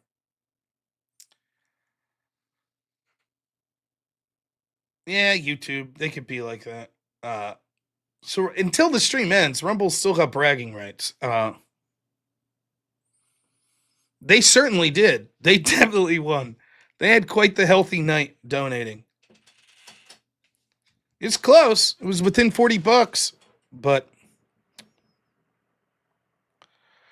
we've come to the show. We're 2 hours and 40 minutes in. This is my third show today. I did a call-in show this morning. Then I did the extravaganza. Now I'm doing this show.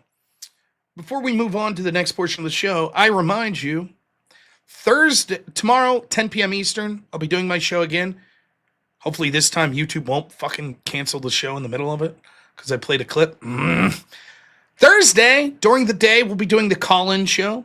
That'll start on YouTube and then be exclusively on Rumble, X, and Twitch because YouTube, people try to get me banned on YouTube with the call-in, so it is what it is. So tune in for that call-in show. If you want to call and debate me, agree with me, just tell me how annoying my voice sounds. That's fine. You have your opportunity to call in and say all that shit. Should be fun. Yeah, the call-in show was a lot of fun today.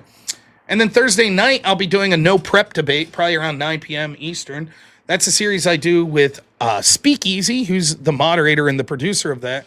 He finds me an opponent who I don't know, who has about a month to prepare for a topic that they choose, and then we just go. My opponent's prepared. I'm blind walking in. They show me the opponent. The opponent gives their opening statement, and then we debate. Now, Speakeasy tries to ensure that it's something that I'll reasonably disagree with. So, there's not just me going, I agree, The caller's allowed to ask to see my penis. I mean, they could ask. They're not going to have much success,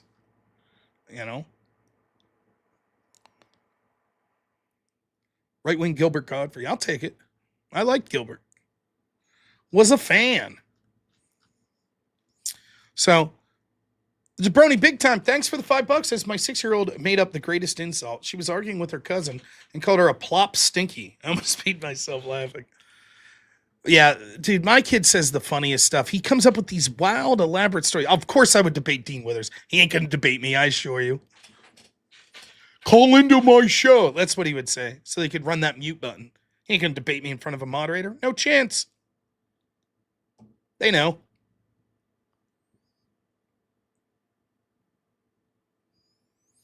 Oh, my goodness. Rush.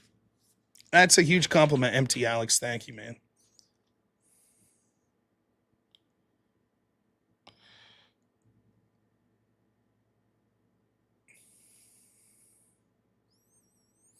Now, I got to pay the bills here on the channel. We're doing great. We're doing all right. Rumble's slacking tonight. That's okay. But we got to pay the bills. So for the people that raided over from the Crucible, you're about to leave. I'll explain why. So we have this bullshit whip song. It's from an old Lord of the Rings cartoon. The song's called Where There's a Whip, There's a Way. I thought it'd be funny to sort of play that song and say, hey, you should all donate. And then my audience maybe make a bunch of different versions of the song with the same lyrics. And they know that I fucking hate it. So at the end of the night, they always make me play a bunch of these songs. I get money out of the deal, and they get my sanity slowly slipping away. See, I can't even talk. So we're at that point in the show. I was trying to wait until we got to at least $400 because that matters, as you'll see. Basically, the rules are simple. If you're leaving, first off, let me give you a suggestion.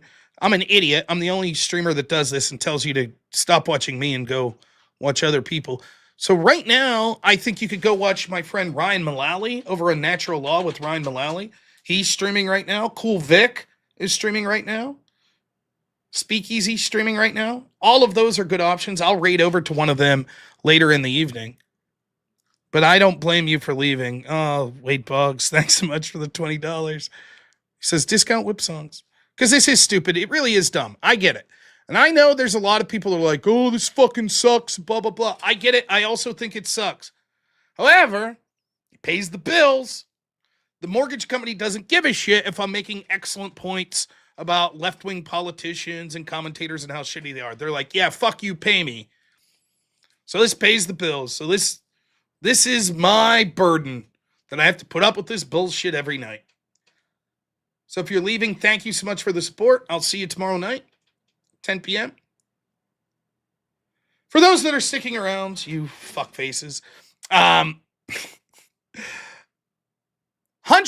donation spins the whip wheel to play one of the songs. $150. Eddie Brock Films, thank you so much for the raid over on Rumble. You came in at the worst time of the show, so I'm explaining the rules here. $100 donation will spin the whip wheel. $150 donation, you could pick any one of the whip songs that you like. $200 donation, we can make another song in your... Oh, wow. Of your choice. Now, we'll get to what Lavin just did. There's another rule, which we'll get to. Lavin, unbelievable bass Chad whip song hater, gives $200, says, you never guessed what Day Shift did. They kept talking about how bad the whip song is and that it should be banned. Now, for a single $200 donation, that actually bans this bullshit for the rest of the night. There you have it. So there will be no whip songs other than the ones that were already paid for. There's also if you get to 400, if you get over an even 100 number once we announce it. So Wade Boggs 20 will get us 1. Intel Wild 2. That's it. So just to be clear, thank you so much, you legend Lavin. It's only 2. That's all we have to play. The only way you can get back to bring back the whip songs tonight is if someone donates $200. So you have to match that $200 donation to bring back the whip songs.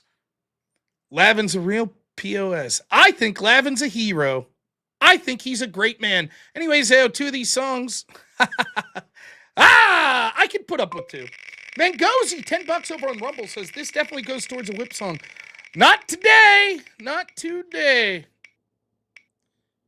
Thanks for the raid, Goofy for Jesus. Oh, Marine Cadence. Well, Lavin's really getting the hate. I love it.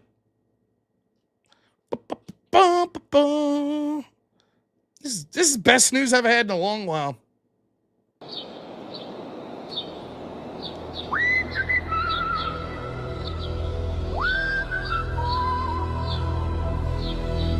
Where there's a whip, hey, there's a way. I agree, Lavin.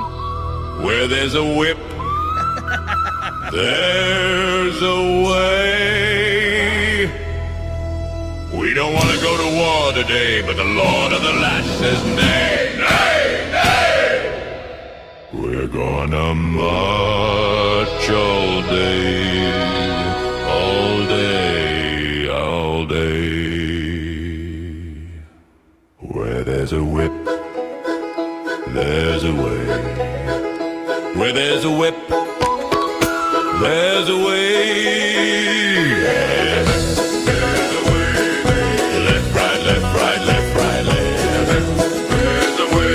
There's a way. A crack on the back says we're gonna fight. We're gonna march all day and night and more. Oh, we are the slaves of the Dark Lord's war.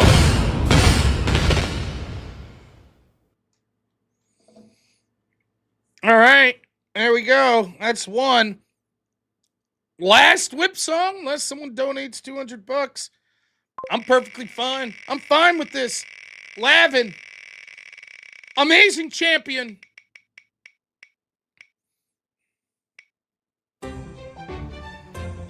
Oh boy, grunge metal punk. That sounds awesome. Oh yeah, G. That comes before I.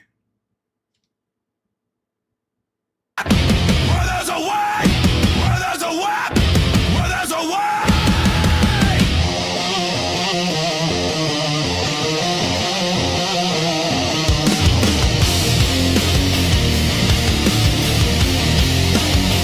We don't wanna go to war today, but the Lord of the Last says nay, nay, nay.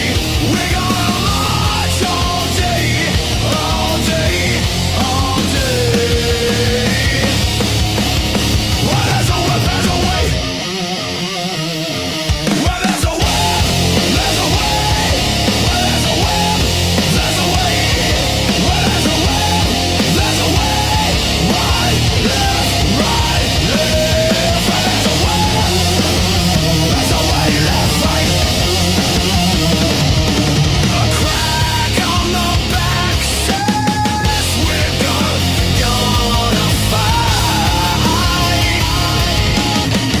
We're gonna march all day and night and more, for we are the slaves of the dark Lord's war.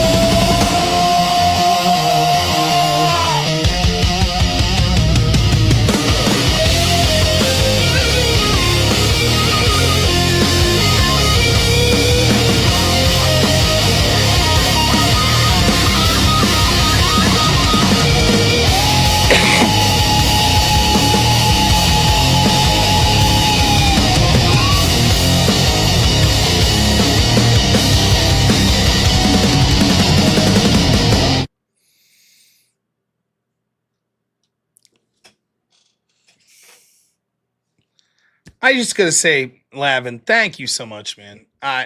What can I say? My goodness. It's a great night. It's a great night. I don't have to put up with the bullshittery. Stick around, bullshit for a couple minutes, and we'll be out. All this mofo. Wonderful. Probably clocked in damn near 8-9 hours of streaming today. Get to relax, go to bed at a reasonable hour. Thank you so much, Lavin. Now it's funny, everybody talking mad shit, but no one's to do anything about it. And I think that it's wonderful. I think that Lavin's truly a hero. Truly. I'd put Lavin up there with, fictional heroes. He's a Frodo, perhaps a Luke Skywalker. I don't know. It's really that amazing. $1 million. Yeah, why not? Show Lavin who's boss. Donate $1 million.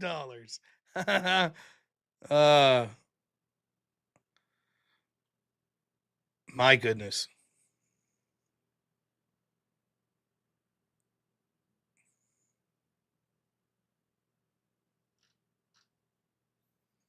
Wonderful.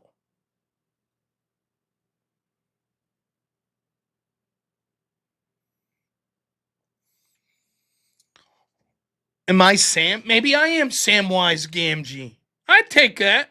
Sam's pretty badass. Yeah. Let's be honest. I'm no fucking Aragorn. Maybe I'm a Gimli. Maybe. But I ain't no Legolas. No Aragorn. Nope. I'll take Sam. Sam ends up pretty good, man. Right? I mean, he's fucking amazing. Gets his friend across the finish line, right? Then he goes home. Ends up hooking up with a nice, attractive lady from his hometown, having a bunch of children. Based! I'll take Sam. Hell yeah.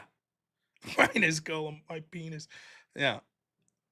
I'm a big Sam fan. In this house, Samwise Gamgee's a hero. We'll hear none of it.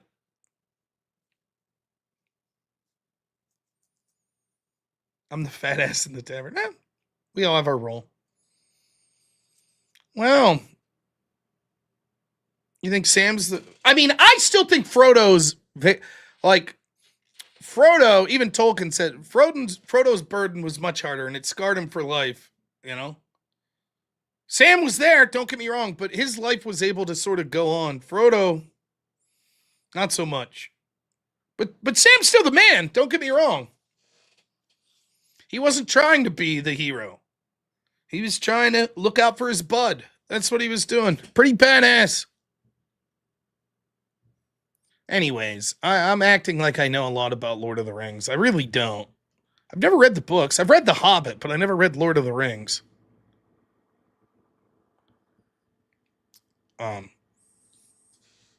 Intel Wild's hammered.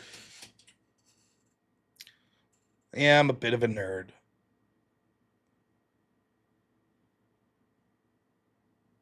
Oh, see, Real Madrid's reading some Lord of the Rings as we speak. He's saying over on Rumble. Here's the deal. We'll give it a couple minutes if someone wants to donate the $200. I don't think it's happening. And we're going to end the stream tonight. We're going to raid over to Ryan Mullally's channel, if he's still streaming. Let me check. He ends up always ending his stream right around the same time as me. So let me make sure. Yeah, he's still on. So we'll raid over him and the great potentially criminal Sean. Both attorneys, good dudes.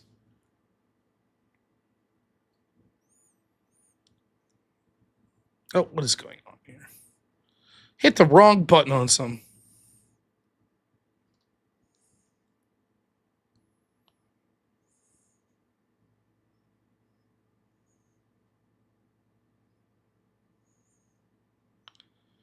The Massey stuff seems to be heating up, which is kind of interesting. Very interesting. Maybe we'll cover some of that tomorrow. I know we talked about it a little, but there's certainly, Axios has confirmed that there was a $60,000 settlement offer, but it was for wrongful termination, not for having an affair. But at least the woman's allegation that there was a settlement offer to her seems to be true. Now, that doesn't mean, I saw that Dan Blazarian admitted he was part Jewish today as well. Oy vey! There you go, Zach. You claimed another. Our good friend, Zach Gelpy, is Jewish. I'm sure he's happy that another person... Me being Jewish is okay. It's everyone else. Ah, man.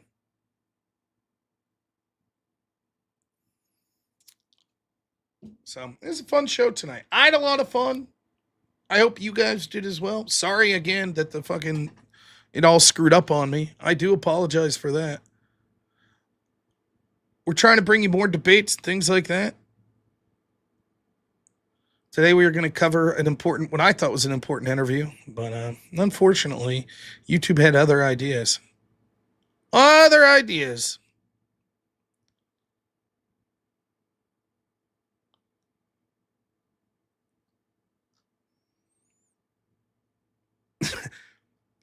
Nick Fuentes is having fun with it. He's...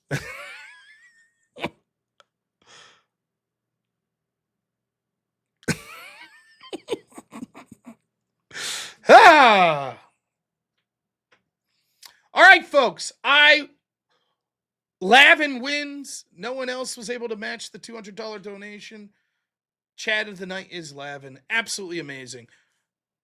I want to thank my man Avarice. Thank you for helping me from the back. Thank you to my editor, Black Elk. Thank you to all of my wonderful moderators. Thanks to everyone who donated money. I really appreciate it. And thank you to everyone who watched the stream, liked, subscribed. If you haven't yet, consider giving a like or a sub. Really appreciate it. It helps out. Thanks to Andrew Wilson for raiding over. Thank you to Mirna Chuck for raiding over. I think I missed it. I thought it was someone else, but Mirna Chuck, thanks for the raid. Thank you to Eddie Block Movie Reviews, or Eddie Block Films for raiding over. Appreciate that on Rumble.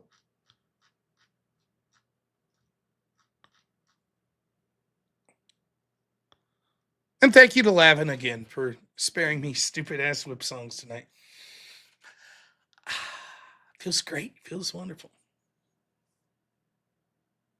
It feels good. Feels like a victory. We talked a lot about violence today from the left and how ubiquitous it is with them now. Never forget what the stakes are. Remember the life of Charlie Kirk.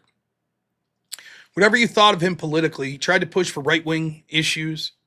And for that, not because he was extreme, but because he was successful, he was assassinated.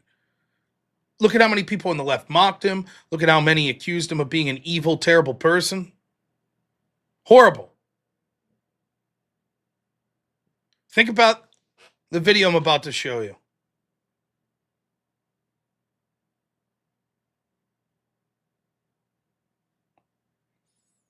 Charlie's daughter is running to him. They'll never have a father to run to again. That's what the stakes are of what we're up against. As they'll gaslight you the whole time. None of us celebrated violence. None of us called for it. That's what we're up against.